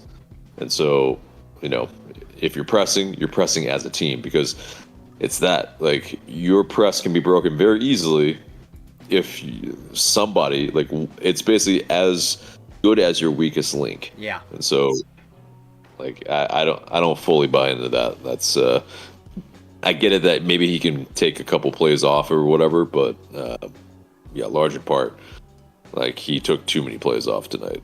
Yeah. So, oh boy, Elliot Beaven says, let's go Chelsea. Baraka says, let's go Chelsea. Got a lot of Chelsea fans here. Baraka also says, AJ needs to be seen in a full Chelsea kit. That is a very high Patreon tier that we haven't even developed yet, and we might, if we put out like a $50 tier, AJ will do it. That's how bad, that's how hard it would be for AJ to do. And that's how much we expect no one to do it. Yeah. Yeah. I'm hey, not, if you wanna I'm see not it. doing that. I'm not doing For that. $50? You'll do it for $50. No. I'm just saying, like, that it's gonna be very hard pressed, man. Like, it's Tottenham, it's Chelsea, it's Man U, basically, as far as like teams that and Orlando City, of course, that I will not put on a kid. All right, so what you're hearing is that it's a big maybe, and we'll talk about the specifics. So, Ty also says Miguel Berry added height when our only realistic chance was a header off an absolute beauty of a cross.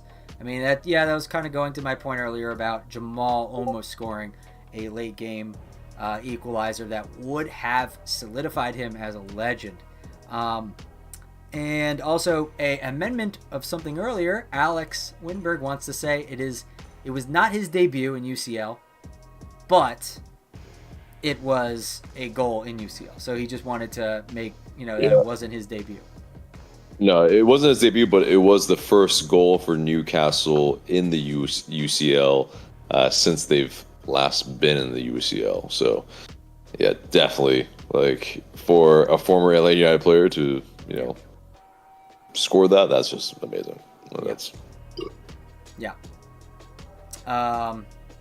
Elliot Bevan gives me a cat emoji, which I don't quite understand what it is referencing. So thank you for that. So anyway, I don't know. I don't know. So yeah, just get your last minute comments and questions in, and we will start wrapping up the show. We're gonna move on to the wheel part, but as I start setting that up and getting it ready, AJ, do you want to give your final thoughts on everything that we've heard tonight from our good guests and from the chat? Yeah. Well, I think we've talked about it pretty deep. I think the main thing is, right now we're going to our wheel of forfeit, and of course, one of the tiers has the ability to choose what goes on the wheel of forfeit in terms of one of the slices. So, if you want to be able to control what goes on there and what we do, then definitely get involved and get in on the fun. But all right, let's choose which one is selected tonight, either AJ or me. Let's see what it is. It's AJ again. Oh, so wait, okay, hold on. I had another forfeit that I haven't done yet. Load him up. Yeah, and what was that? I already forget, actually. I don't. If you remember in chat, please remind me, because I don't remember. Because it's just. It was the skill. It was the skill. Yeah. Okay. Right. Yeah. So I will do that. Yeah. I will do that on Friday, and we'll have that recorded for Saturday. So I wanted to tell everyone that for this wheel now, we have our old favorites on here as well, but we also have a new one. This is from our patrons who are at the specific level where they're able to pick and vote on a more extreme kind of forfeit that they want on the wheel, and they do this around bi-weekly. So every 2 weeks they get to vote on a new one and or keep the same one on there that they voted on last week, from a select few that we've ingeniously designed to torture ourselves with. So this one was selected this week, which is yelling "I love Breck Shea" in public and having it being recorded. So if it was me, it didn't land on me, but if it was me, I would go to a Publix and probably yell this out loud, and just see what people who calls the police. It doesn't have to be a Publix. It doesn't have to be a Publix, but that's what I would have done. Yeah. Anyway, we'll see if it gets selected tonight for AJ. Let's see what it lands on. All right. It doesn't land on that one. It lands on dressing up for the stream again. So last time you did Deadpool, So now AJ has to figure out what he wants to wear next time. Dapper Pro for Halloween. So yeah, I'll come up with something else. That's true. I suppose. So That's yep, true. It is all right. Halloween time, so. I don't know. I mean, you let me know in the chat, guys. What are you thinking? Yeah, what extremely expensive costume should AJ buy No. for the stream? Yeah, no, that won't be the case. I will consider it. Hey, AJ, wow, okay, Elliot actually, he said, come on, dressing up for the stream. I'm cheering for that, and it landed on that, so there you go. Wow. Dang. Ty Ellis says, I'm a new subscriber around here, and I just would love to thank y'all for bringing this to us Atlanta United fans. Oh, well, it's our pleasure, and we appreciate the support and the kind words. Dude. It's just AJ's forfeit show from now on, yeah? I mean, well, I know, man. I mean, if you remember, harken back, trace your memory back to the beginning when we started doing it, and it was me remember. for like weeks on end, so I think we're kind of even now. No, it's far exceeded. I don't know about that. It's like 18 me and like Okay. Okay. All right. Oh. No, I just can't remember the last time you actually had to go, man. Like that's like I honestly can't remember. I think it was a red ass. I think it was a red ass. Like 2 months ago?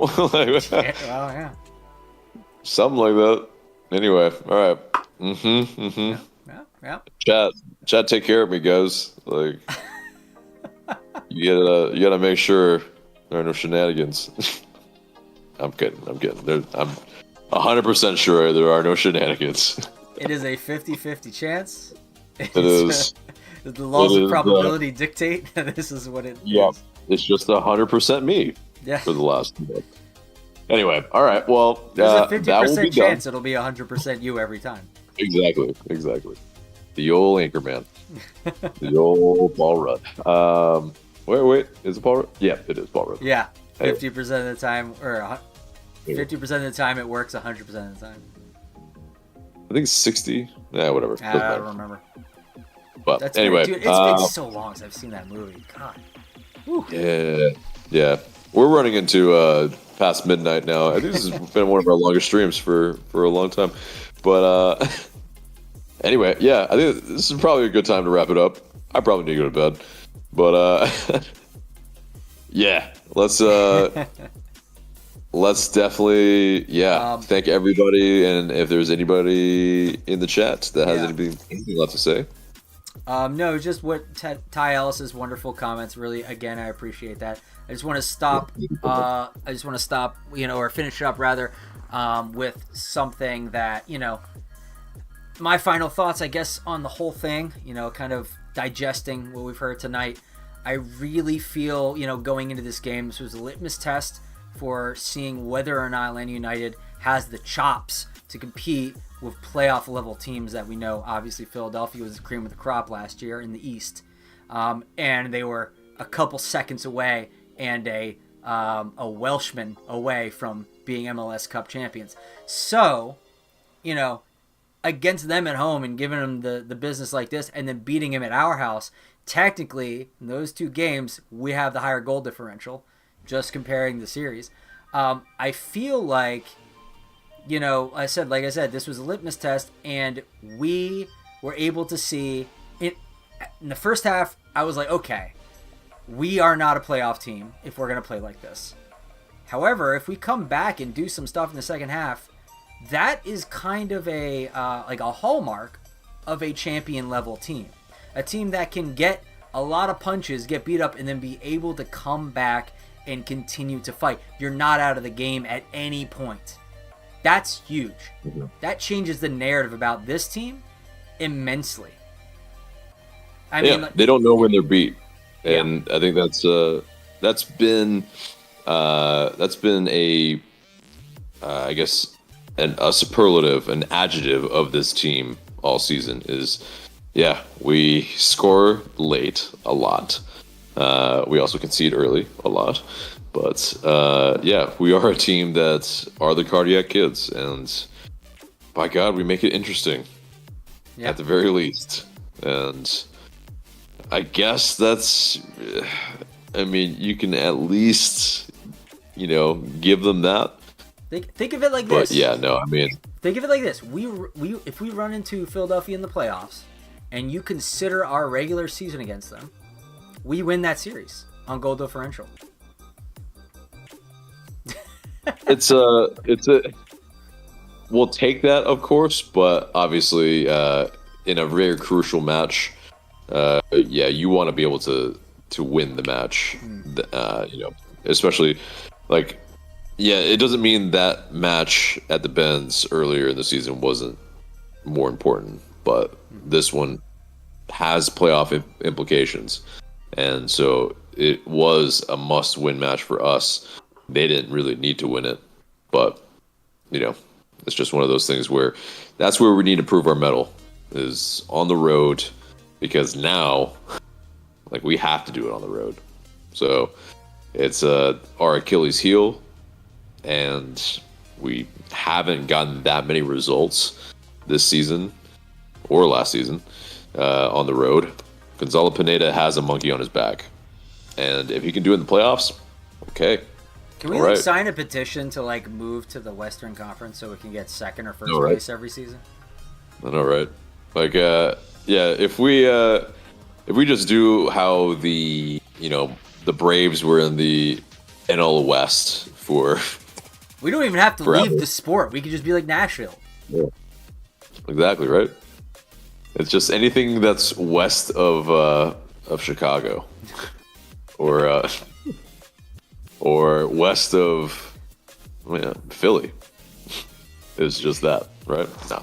Anyway, but let's wrap this baby up. And if there's any last things in the chat, and Take a look. There is not. They all went to bed. It's late. Let's wrap it up. Let's hit all the high notes. Thank you for everyone. Indeed. Please subscribe to the Patreon. Please like and share the stream. We appreciate every little thing helps. Any tiny little boost, we really appreciate it. And that's the way we're going to continue to kind of give you guys, bring this type of content to you on a regular basis, more so often. We are having a lot of interesting things coming down the pipe soon. So keep an eye out for announcements, some cool stuff coming down the pipe. We're looking forward to it. It's very exciting. Just keep an eye out. Yeah, and indeed, and as well, our Discord just got boosted by Parata X Saba fan. So shouts out to him. He's a legend for, pretty much leveling up our Discord server. So if you haven't joined the Discord server, make sure to get in there and get in on the chatter every single day.